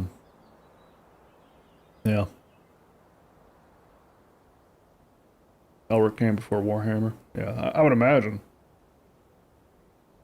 But I don't know. Pretty old. That predates Warhammer. What server did I go to, Tim? We are on Selene. How about you? What server are you on? Just looked it up, Cyber. Nice. I know it was, I thought it was in the 60s. I thought it was late 60s. I didn't know it was early 60s.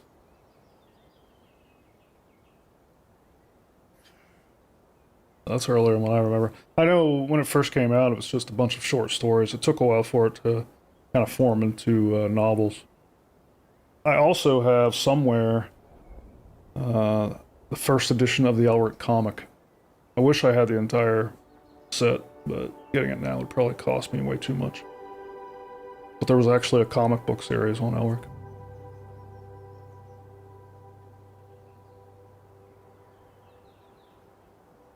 I think that's downstairs as well. I'll bring it up here sometime. Yeah, the short stories, yep. Oh, Tim, you went to the RP server? Nice. Sif. Yeah, we're on Selene. It's the normal server in the US.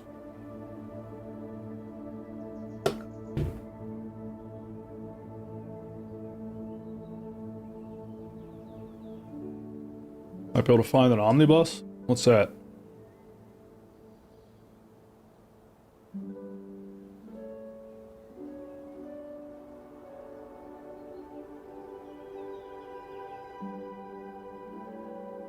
Nice, magic.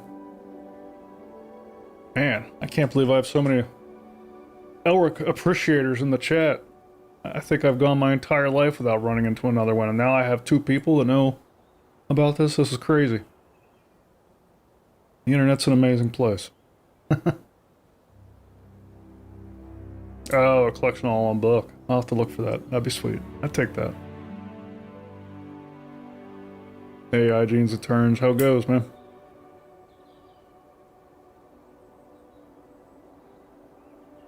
Yeah, I got you, Cyber. Yeah, I'd spring for that. That'd be cool.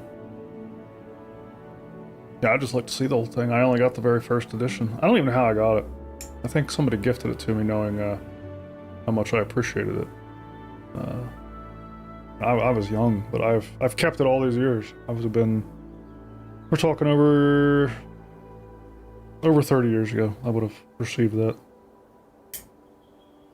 But I've kept it in this little plastic sleeve. Very protected this whole time, so it's in good shape.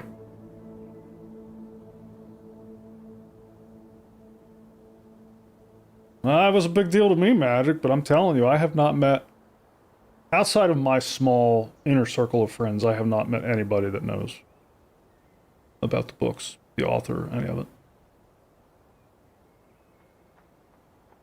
I guess maybe that says more about my friends than anything.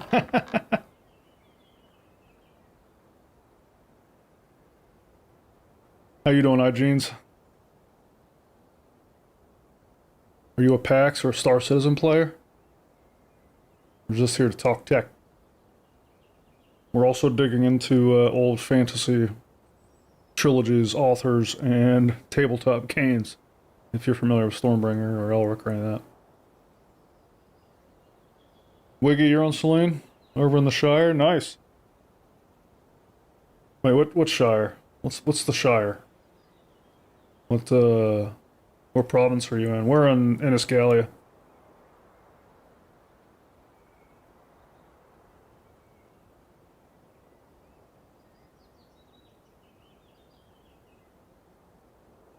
A lot of construction going on out here right now.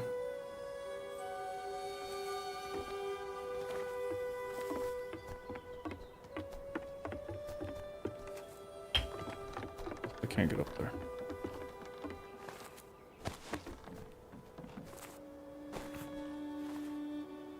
Check out our guillotine. Look at this thing. Somebody crafted this guillotine for us. It's even got a little bucket for the head right there. How about that? Walk right up here. This is where we celebrate people's anti-accomplishments. Pretty sweet.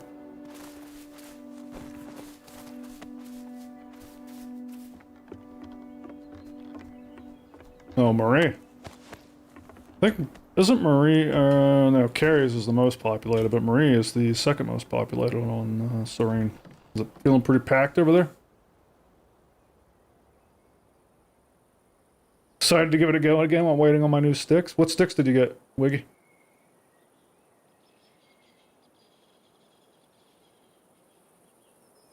Happened to be watching vids while playing and saw you were playing.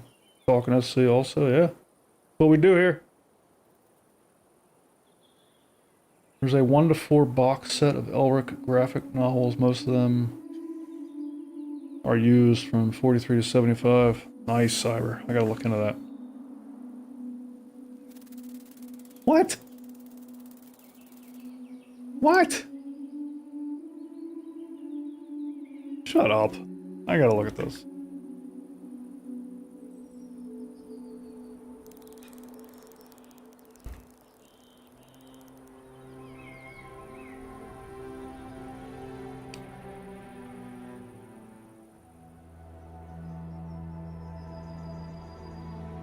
Had to put a bubble zone in front of plots to keep people from blocking me in. Yeah, yeah. I hear it's pretty busy. It's pretty calm over in our part.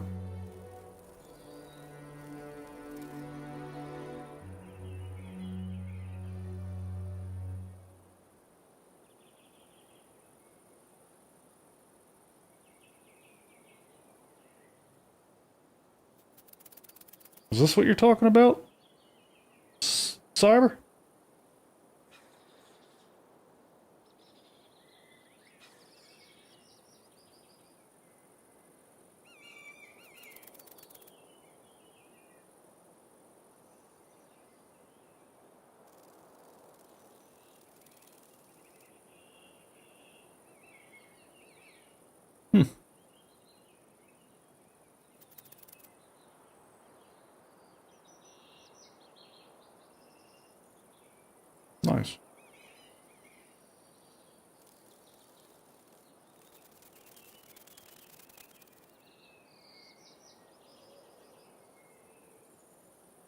There you go. We'll check that out later. Looks pretty cool.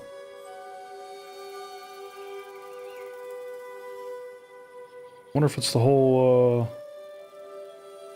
if it encompasses the whole 6 books or what? Oh, wait, here it says.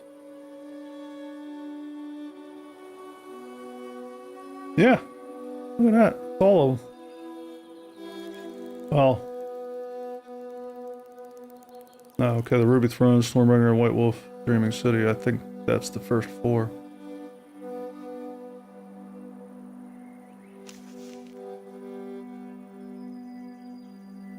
Hmm.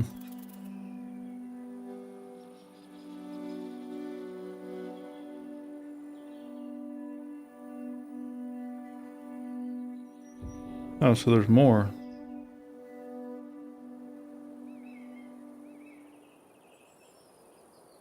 There's 5.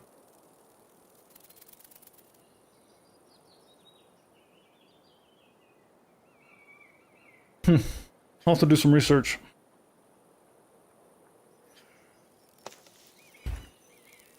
That might be something I have to pick up. Thanks for the tip.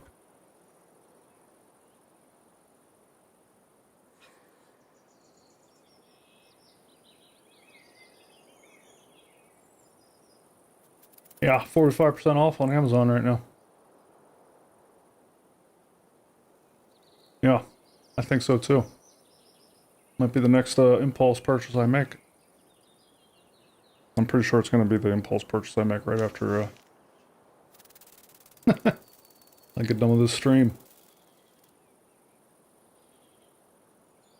Cut into my SC ship funds, but that would probably be a good thing, yeah. SC ships are great, but it's nice to have something you can hold in your hands. I agree. I still read that way. I've tried to get into e-readers and stuff, but I like having a book in my hand.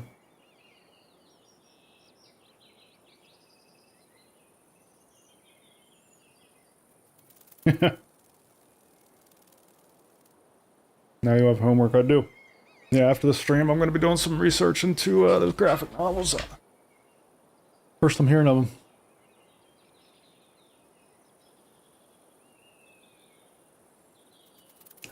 That's just an Aurora LN. I see everything in SC ships. That's funny.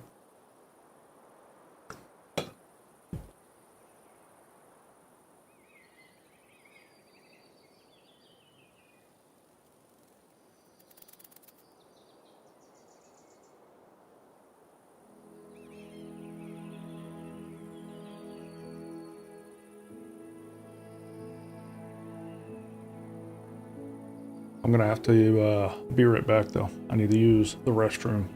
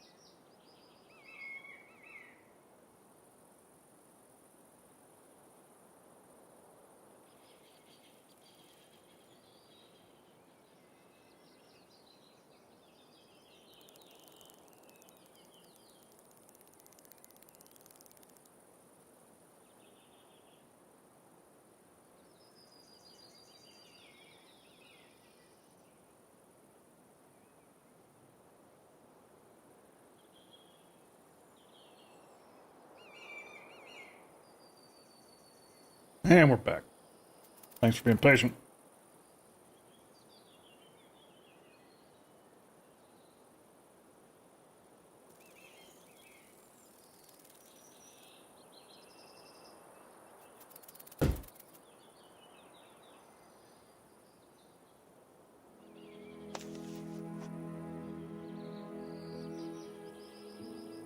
Catching up. 3 ships on sale right now. Could easily turn that into a small CCU chain. Save 40 to 60 bucks depending on one's view on it. Yeah. I don't know much about the CCU thing. Seems like something I should know about because it seems very advantageous. And there's people that get some crazy deals that way.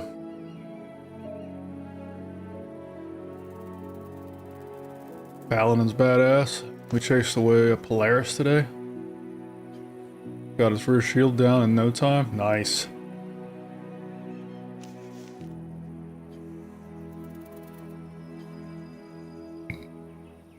That's crazy.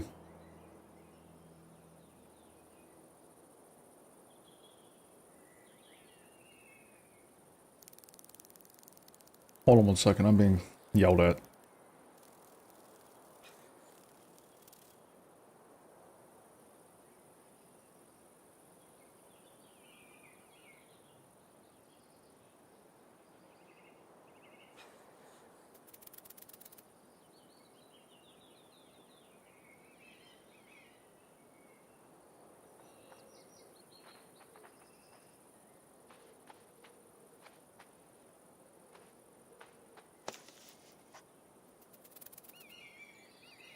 Sorry. Still expensive in my opinion, even if tempting and good opportunity for a ship used for a while. Engine sounds starting up in third person still gets me. Yeah. Good cockpit view too. Yeah. I'm with you on the Connie cockpit. They're not my favorite. But I don't know. I'm more of like just a big ship person. I mean, if I'm gonna be in combat, I want to be on the mothership. Like these smaller fighters, just I see their value, I see their importance, but they don't excite me because I want to be on the mothership. I want to be directing the paladins of the world, not flying them. At this point, I'm pretty sure the trees cry when I step outside. Nice, Wiggy. My gathering and crafting and all those skills have actually not gotten much love at all. I've done a little bit on skinning, a little bit on mining, and that's it. Otherwise, I've just been fighting. My combat skills, on the other hand, let me see where they're at. My cleric stabs are at 20. The armor I'm actively using is all up around 22 or 23. Sylvan stabs are at 18. I need to get that to 20. Yeah. Skinning's at 5, mining's at 7. So I'm making progress. I want to get them to 20 so I can bring back the good stuff from Lioness, resource-wise.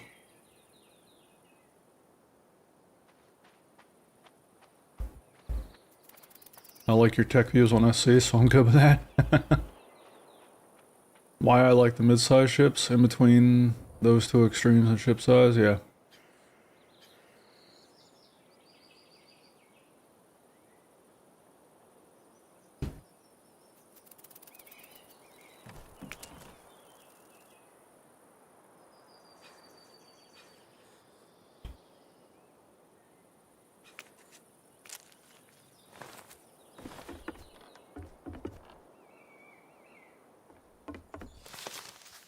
One thing I love about PAX is when you bring up the map like this, you can see where everybody is in your clan. It's amazing. I have not seen other games do that. A little slow to update sometimes. But, yeah, just having this high level of like where everybody in the clan is, what they're up to, is so nice.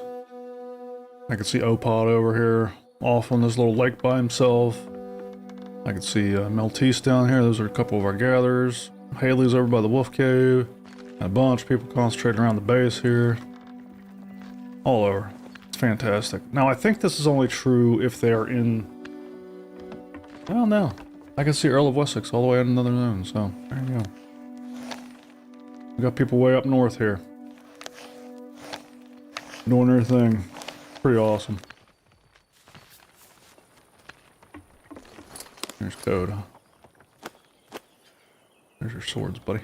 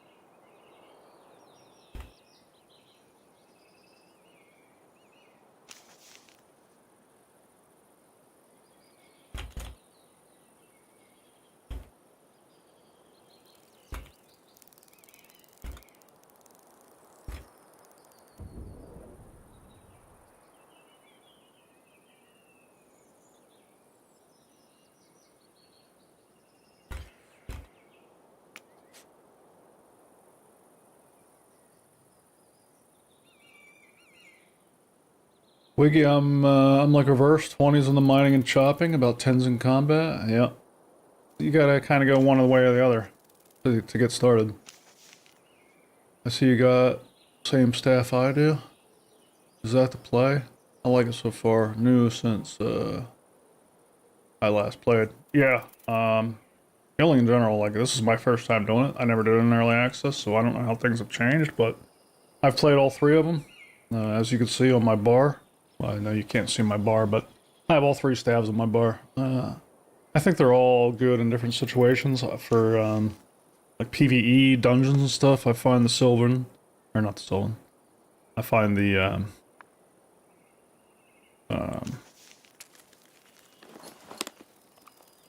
Zephyr to have the highest throughput. So when we're running dungeons or running ruins or something, I tend to use that one. The Sylvan, I think, is going to be very strong in PvP. The ultimate on there is pretty wicked. And I find the Divine to be like an in-between. The other day when we were running ruins in Lioness, I was using the Divine because I felt like it's good enough. It's good enough for PvE, But if you get caught in PvP, you're not going to be flat-footed.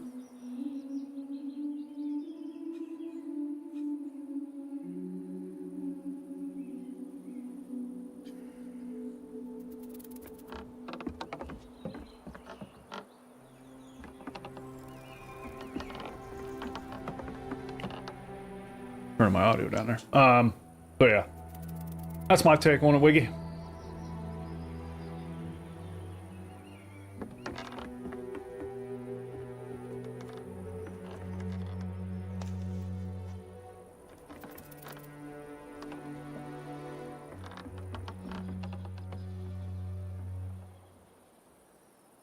Sin, the castle, yeah. I think it's gonna be epic.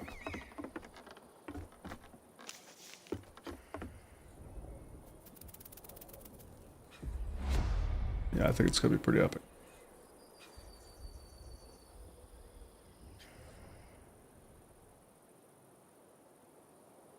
Looking pretty good.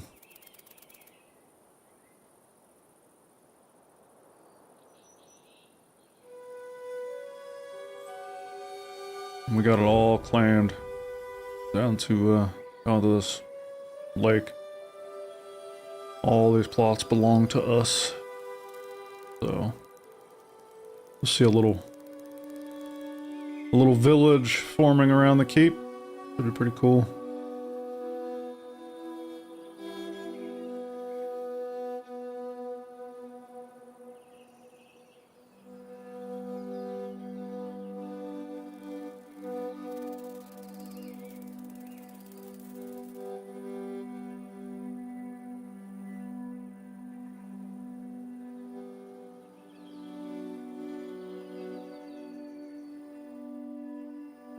Just me and the wife, though. Once I get about wrought iron grade, everything, I'll break for the combat stuff. There you go.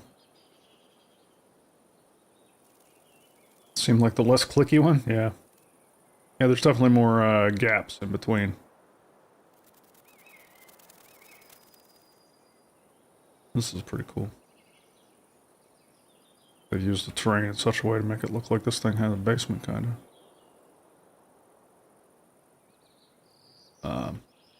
But these platforms where they're doing a lot of the industry out here are kind of temporary.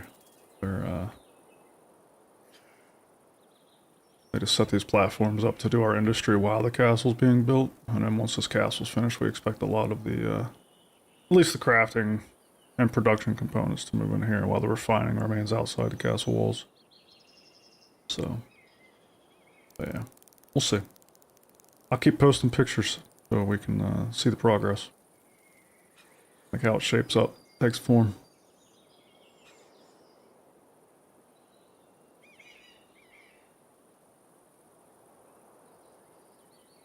Pax Dei mod friendly? I would love a Healbot UI zombie. No, sadly, I don't think it is.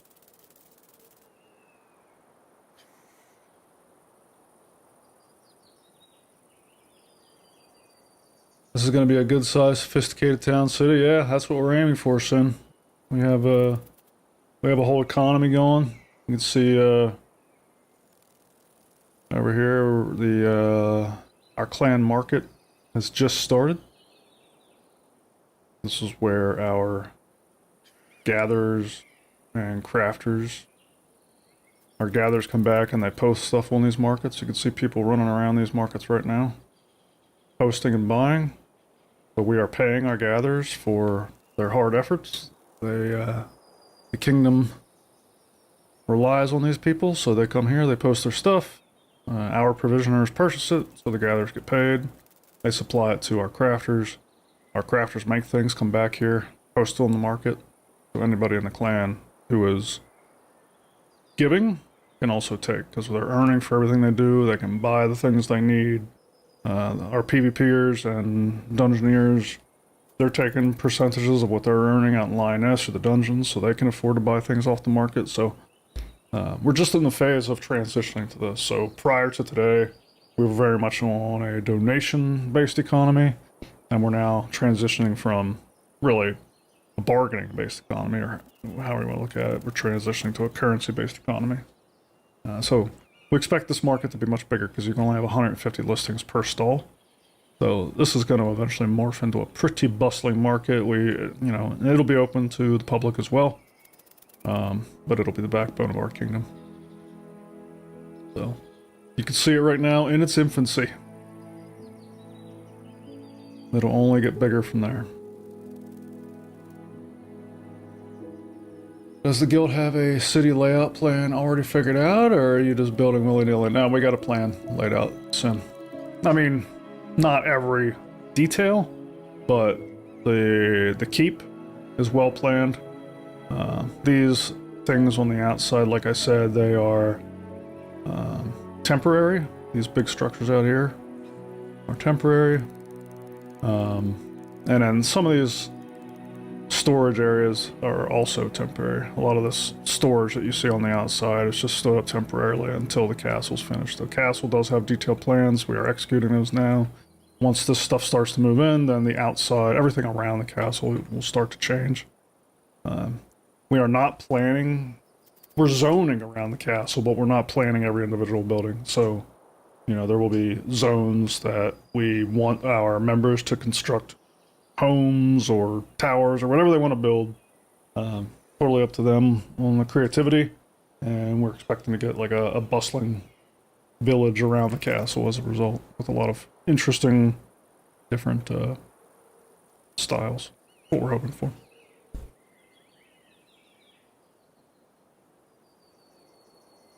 Not gonna lie, Grollo, you're doing a good job convincing me to try Pax Dei out. Well, Sin, hope you do.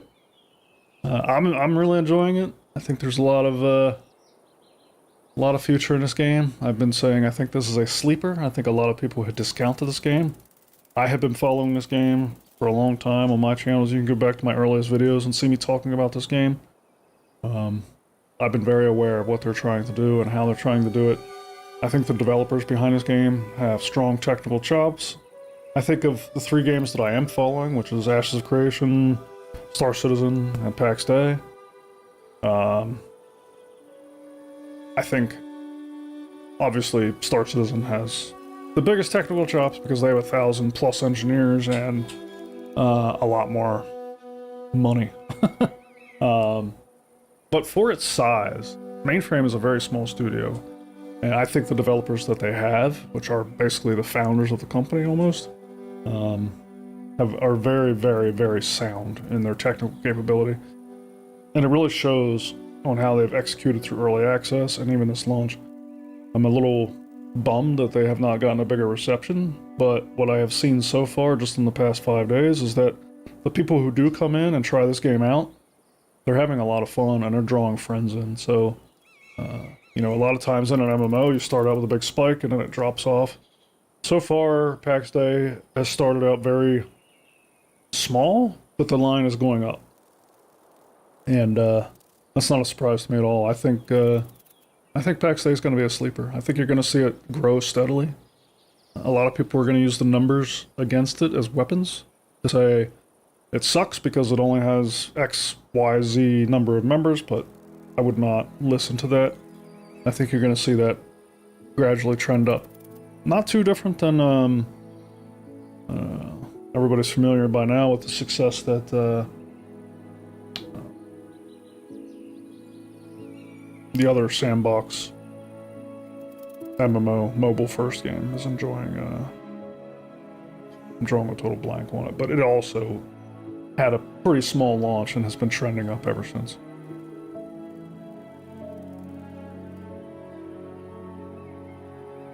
Foxy Loxy just loaded about 20 Furies in a reclaimer. Nice. Evening, Griff. Looking good, thanks, man. I've barely scratched the surface. I have a small wooded area cordoned off, but I have a long way to go. Well, the journey is the best part, Griff. So, I hope you continue to have fun with it.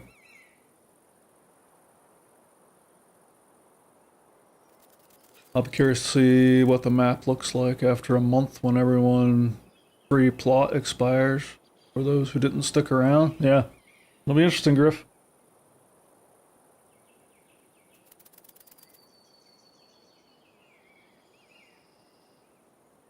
Yeah, that growth spike is a hard upward trend since it released. Yeah, Ark. I think so too.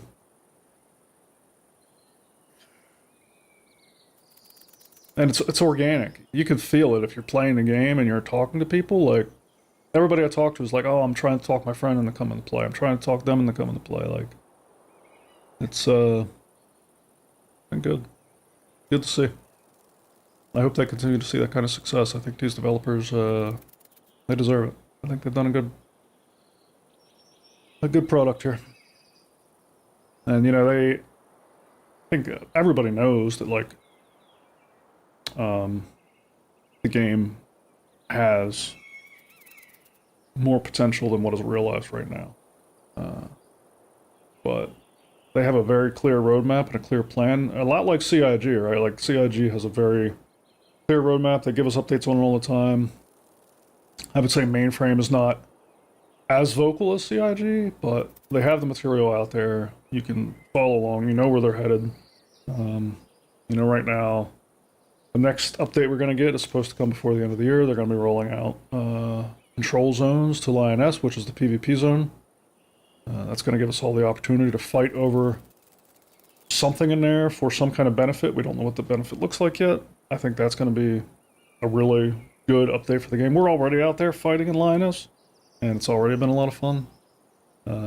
But one of the problems right now in Lioness is that the area is so big, it can actually be hard to find people. It's almost like trying to find people in Star Citizen, right? Like, you're out there in the void just trying to look people down. Now, obviously, you know what the POIs are in Star Citizen. You can find people around there. But if you were actually tracking people through space in Star Citizen, it'd be kind of difficult. Same way in Lioness in this game. It's just so... The terrain is so rich and so varied and so vast that it can be hard to track other groups. So I think these control points are going to be good, and then it brings people to places to enjoy combats. I'm looking forward to that.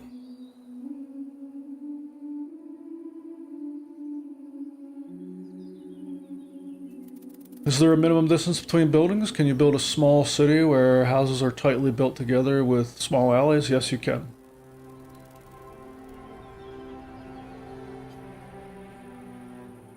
Yes, you can combine plots, Bella, to make bigger plots, or they could be standalone. If I activate my hammer here, you can kind of see. Now let me zoom out. Now you can see the plot boundaries. So you can see how we have each of these blue borderlines you see as a plot. And so you can see how we have combined a lot of plots to create the space that we're building on. But you can also see back here how, you know, some plots are decoupled from the others. So there's a lot of things you could do.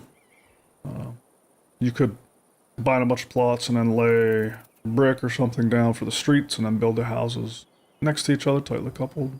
There's really no limit. You will see some crazy impressive stuff, but all these plots that you see belong to Unhinged.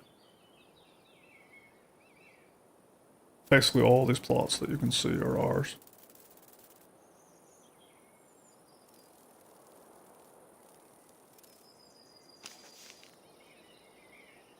Yeah, it's cheap, son.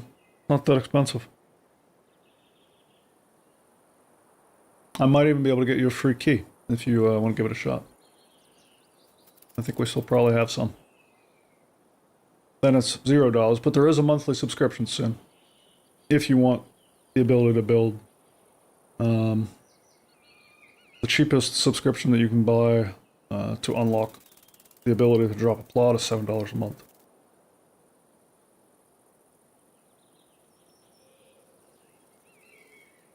Fishing Wiggy? Yeah, I'm sure we will. Well, I mean, you know that at the end of early access, right before 1.0 launch, they changed building so that you could no longer build in the water, right? There's only one reason for them to do that, Wiggy.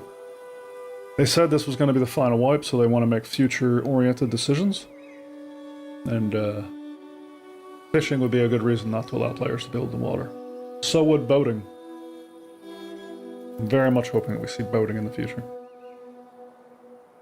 Even better, fishing off boats.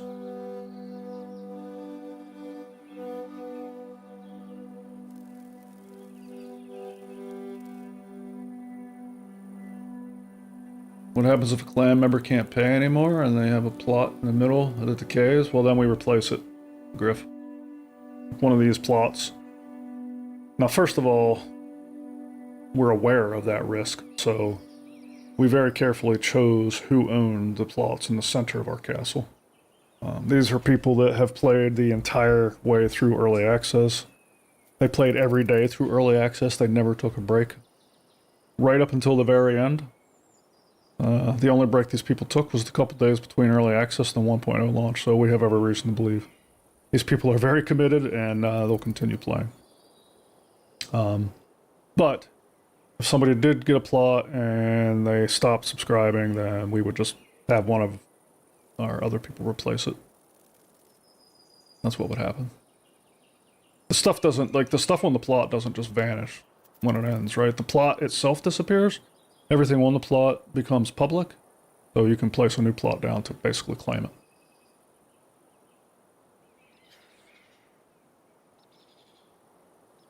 Yeah, the monthly subscription. I think they're inexpensive as well, Sin. But everybody's different. Boats with nets, poles from shore probably. That would be amazing, zombie.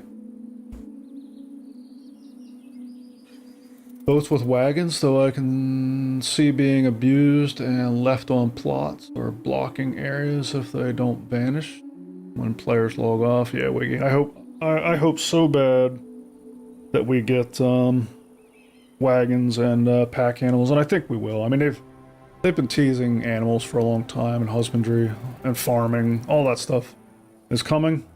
But especially husbandry, pack animals, and wagons. I'm very much hoping for those things. I think the reason I'm looking forward to it is because right now gathering is very much a solo activity. There's really not much benefit to grouping up, and I want to see that change. I want to see them really reward players grouping up to extract resources. I think games that do that really see longevity in the enjoyment of gathering. Examples would be EVE Online, Star Citizen, you know. Yeah, those are games where, like, you can orchestrate the resource gathering and enjoy it together. And I think wagons would bring that to Pax Dei. You could have multiple lumberjacks out there felling trees, loading the wagon, you know, somebody transporting the wagon back and then coming back to pick up more and so on and so forth.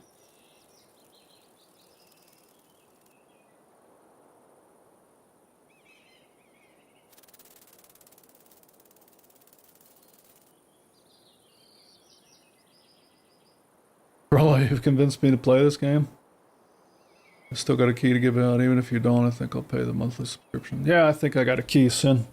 DM me on Discord, and I will provide you a key. My Discord name is just Grollo.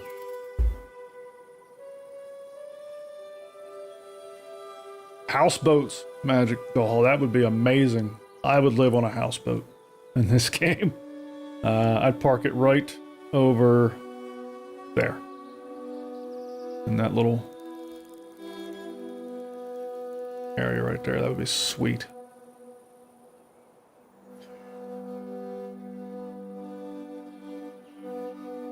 Yeah.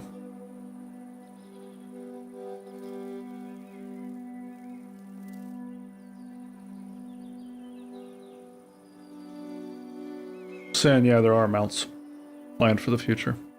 They've said there will be mounts.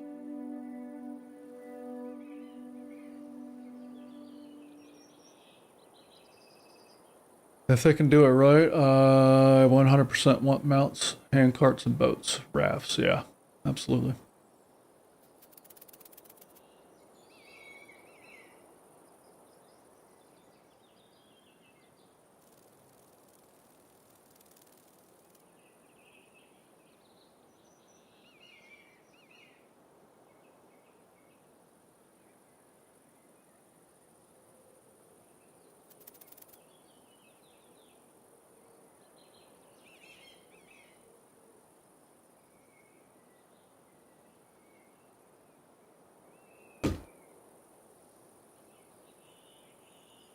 Yeah, the camera controls are great. Not too many games give you free reign of the camera like this. Fun. Very helpful for surveying and planning stuff like this.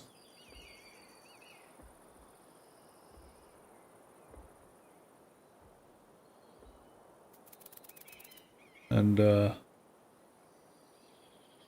yeah.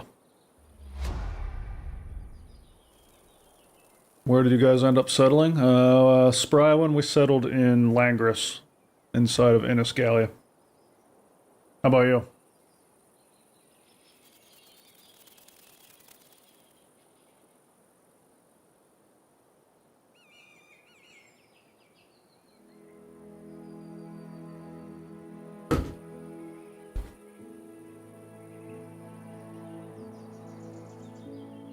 Yeah, we're on Selene.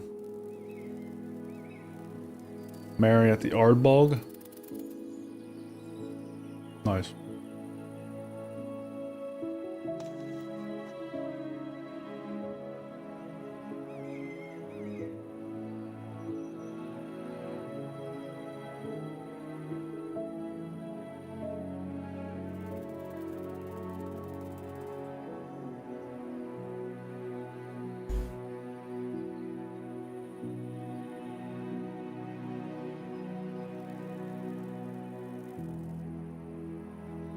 Used to be the spy cam in the PvP zone.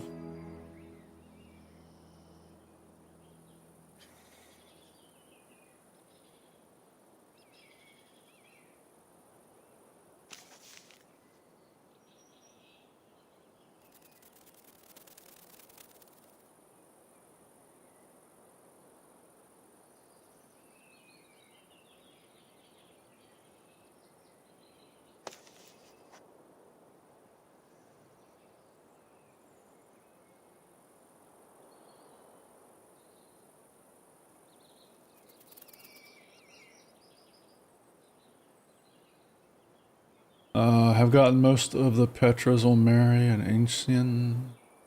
Haven't moved the other maps yet. I have not gone out getting all the Petras yet. That's something I need to do. I did get them all in Lioness. Those are the ones that really matter to me.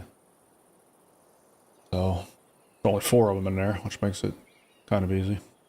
And I've gotten the ones near the dungeons that we've been running. But I'll slowly get them over time.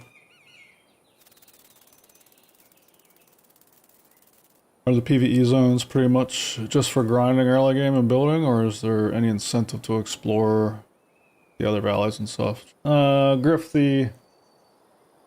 every province has different dungeons, and all the dungeons have unique drops in them.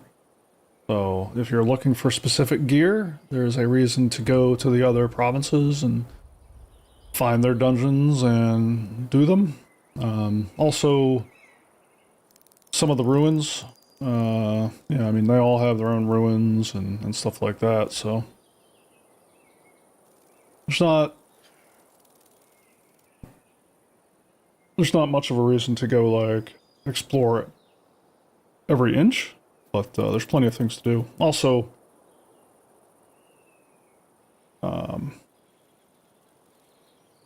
there's going to be different populations in each of the zones too, so another reason to have a presence in the other areas would be for marketing. You know, it's all player-driven markets, so if you want to market your goods to other players, you'll have to find clever ways of establishing your markets and that kind of stuff in the other areas. Yeah. Like, in the zone we're in, you'll find, you know, this is a dungeon, or no, that's not. This is a dungeon right here. There's more down here. Somewhere.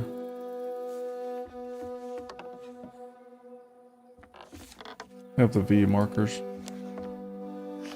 Here. But yeah, they all have different drops and different possible boss spawns and, you know, that kind of stuff.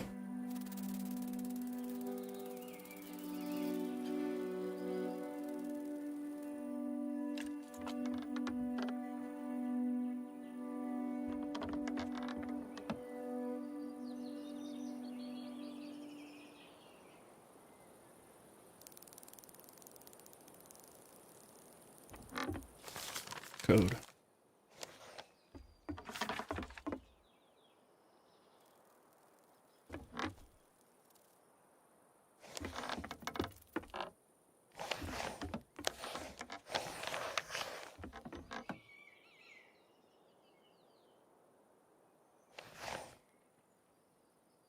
Also, for those new to the game or curious about how certain things work, when you're looking at a map like this, you'll see these red borders. And inside the red border, you'll see titles like Javerdis. That's the name of the region within the province. Langris is where we're mostly settled. But outside these red zone areas, like out in here, this is called the Wildlands. You can build only in and inside, like Javerdis, Langris. Those are called home valleys. You can only build inside the home valleys. Nobody can build out in the Wildlands. So that keeps people from building on top of and covering up resources and all that dumb stuff. Like these areas will always be free and unimpeded by human civilization. Right now you cannot build in the PvP zone, but that is also coming in an update, we believe, next year with the feudal system. The feudal system is something they're going to be adding into the game that allows people to swear fealty to become knights and then swear fealty to other knights and so forth, and that's how you'll build large intricate alliances and that kind of thing. Obviously we have plans for that. And along with that will come the ability to build in Lioness, which is the center PvP zone.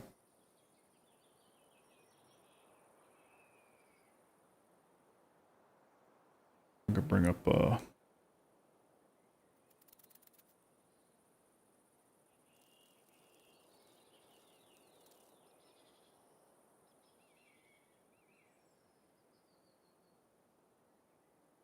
this is a great resource. The Pax Dei interactive map. Which I should have ad-free on. I don't know why. But whatever.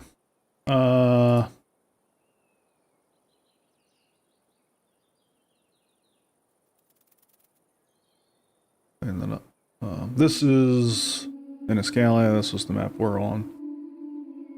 Here you can select Lioness. This is the central PvP area.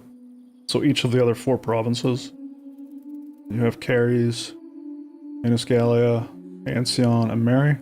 Each one of those connect into this PvP zone.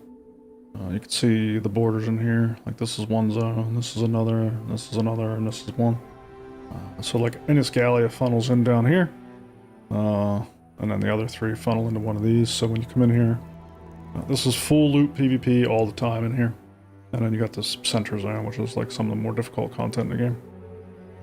But if you run across other players in this area, they can kill you and take all your stuff. And you can do the same to them. And it's a lot of fun.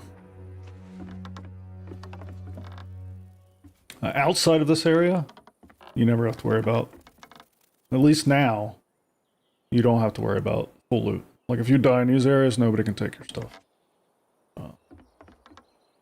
If you die in a home valley, you don't even have to run back and get your stuff. Whenever you res in the home valley, you'll just res with everything that you had on you. If you die on the wildlands, you will have to make the journey back to your body to recover your stuff.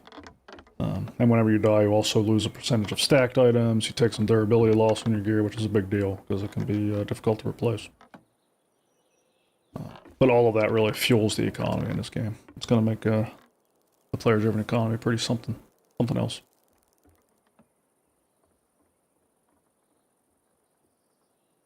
Sorry if it was already asked. Could we see boats at some point to sail the rivers? You know, that's what we're hoping, Griff. The reason we have some level of hope is that right before 1.0 launched, they used to allow you to build on the water, and building on the water was one of the most popular ways to build, but right before 1.0 launched, they disabled building on the waters, and they said the reason they cited was that this was going to be the last time they ever wiped, so they wanted to make things future-proof. And so our thinking is that means boating and fishing is coming.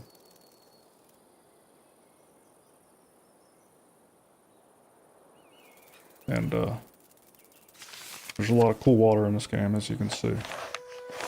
Plenty of waterways to boat and fish on. That would be pretty awesome.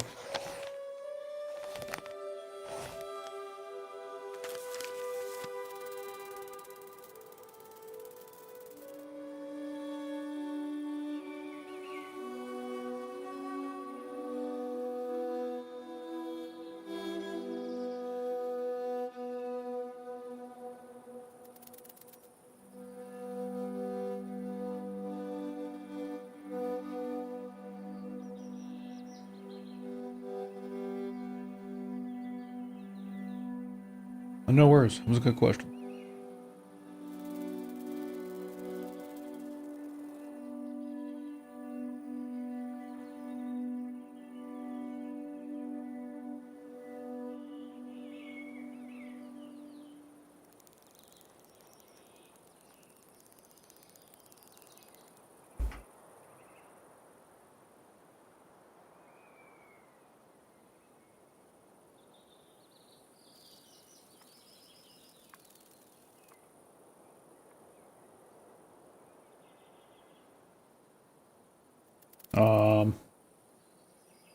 Yeah.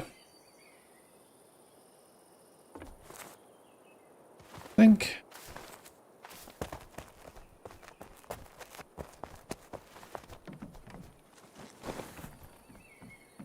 I'm gonna try to get into some trouble.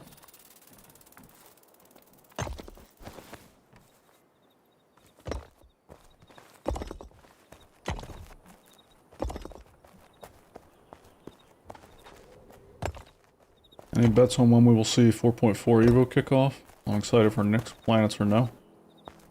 What do you mean planets or no? They're not going to release next with no planets.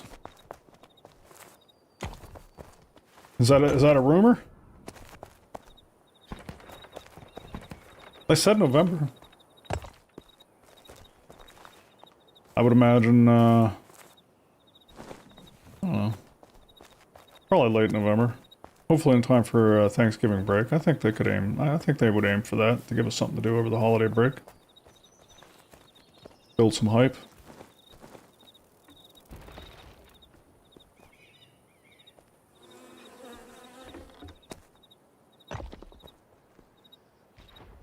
Nyx won't have planets to start?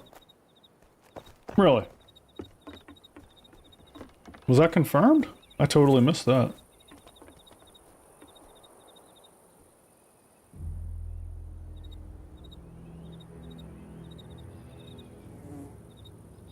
I think it's just going to be the station, huh? Interesting. Well, if that's the case, I might not make my home next then. I think I'll stay in Stanton if it's just the station. I like my planets. But that would not surprise me since they were talking about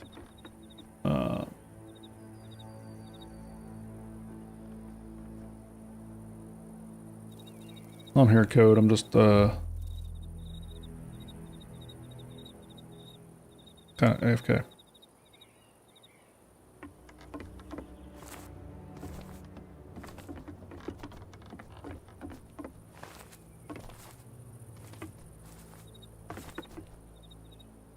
But I was wondering, since it seemed apparent that they were not going to do Planet Tech V5 Genesis right away, it wouldn't make sense for them to release, like, the planets on the old tech and then redo them just a short while later on the new tech. That wouldn't make sense.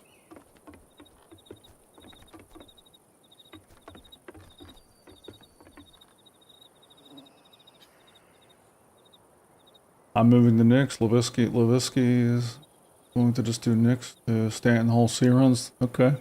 That's a good reason to move to Nyx. I'll probably just have gas holders. Yeah. Drop the gas giant. Is there gonna be anything on the gas giant?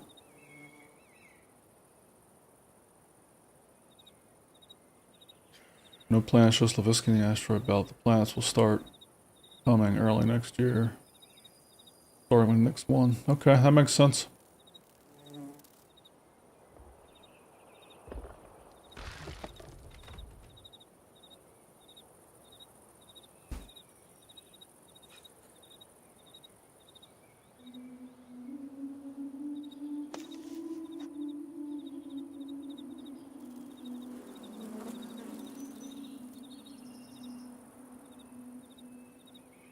They can get the interstellar hauling working and the exterior cargo elevators running. I'll still be jazzed to do it with some whole sea runs. Yeah, I mean, I'll definitely visit. I just don't think I'm moving there without planets. Not that different from when they did Pyro. They only released like half the system, yeah.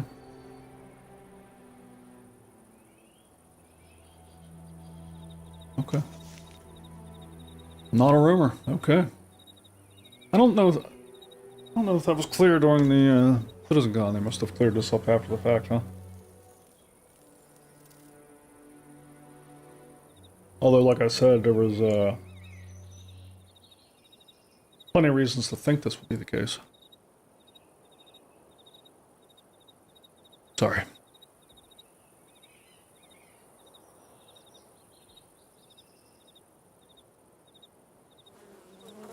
Then, like, every month they dropped more moons and planets, yeah.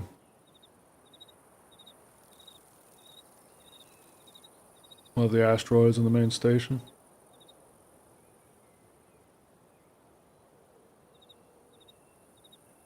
They're gonna drip feed us content at work well this year. Yeah, that's to be expected. I mean, that's literally the definition of iterative development, cyber.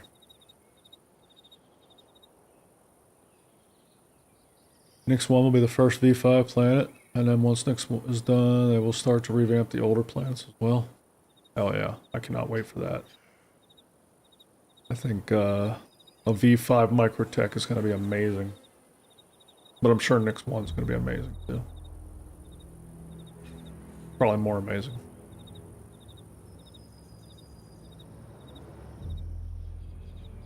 It was kind of in there, but you had to infer from a few different comments, yeah.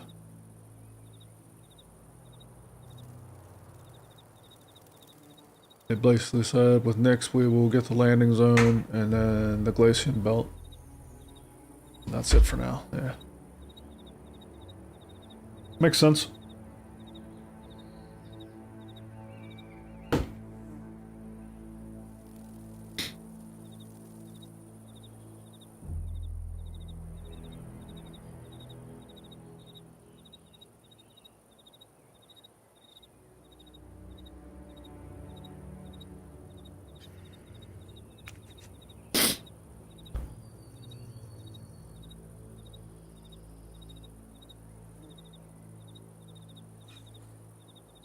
What, base building so bad? Pax Dei is my placeholder for that, yeah. I don't think Star Citizen base building is going to be quite like Pax Dei base building, though, cyber. It's going to be a little more restricted.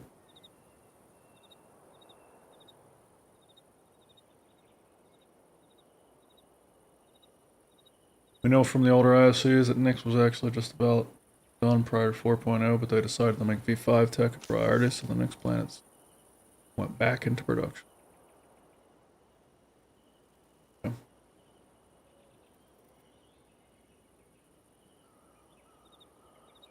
Yeah.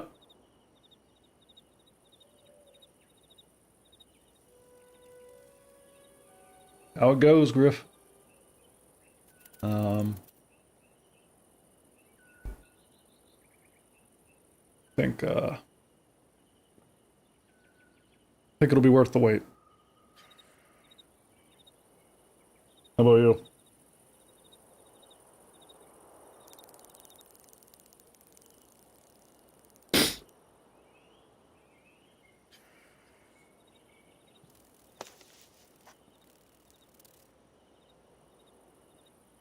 Backstay base buildings so far enjoy the flexibility of having full control over part placement. Yeah, I can see that, Griff. I mean, I love Pax Day, but I am not a builder.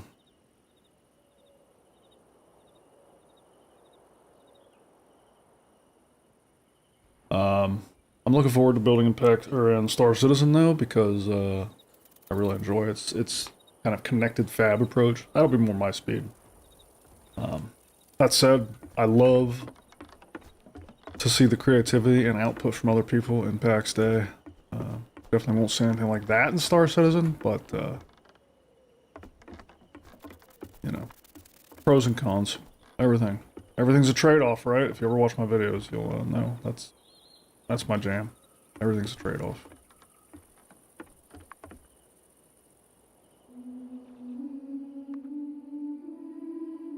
It's always worth the wait. What's another 5 to 6 years? Yeah, I hear you. It is always worth the wait.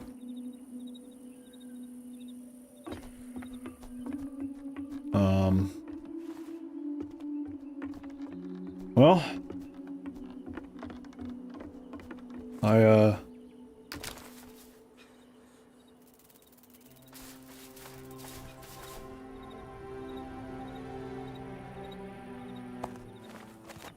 I'm gonna go do some guild leader things now.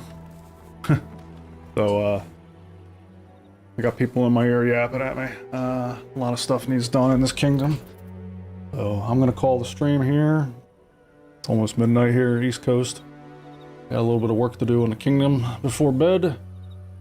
I really appreciate everybody coming out. Watch the stream. Always good hanging out. Hope you enjoyed what you saw on PAX here. It was good talking Star Citizen. I can't wait to jump in and check out 432. Expect some more videos this week. I got 2 videos I'm aiming to put out this week, so there will be some stuff coming on the channel soon. Getting back to work, back to reality this week. Gotta get out of MMO launch mode, which I've been in for the past week, so... yeah. Yep. Thanks, Sin. Thanks, everybody. Salute back at y'all. For anybody looking for a community, I'm gonna make the plug now. Better run before I do it. Right there.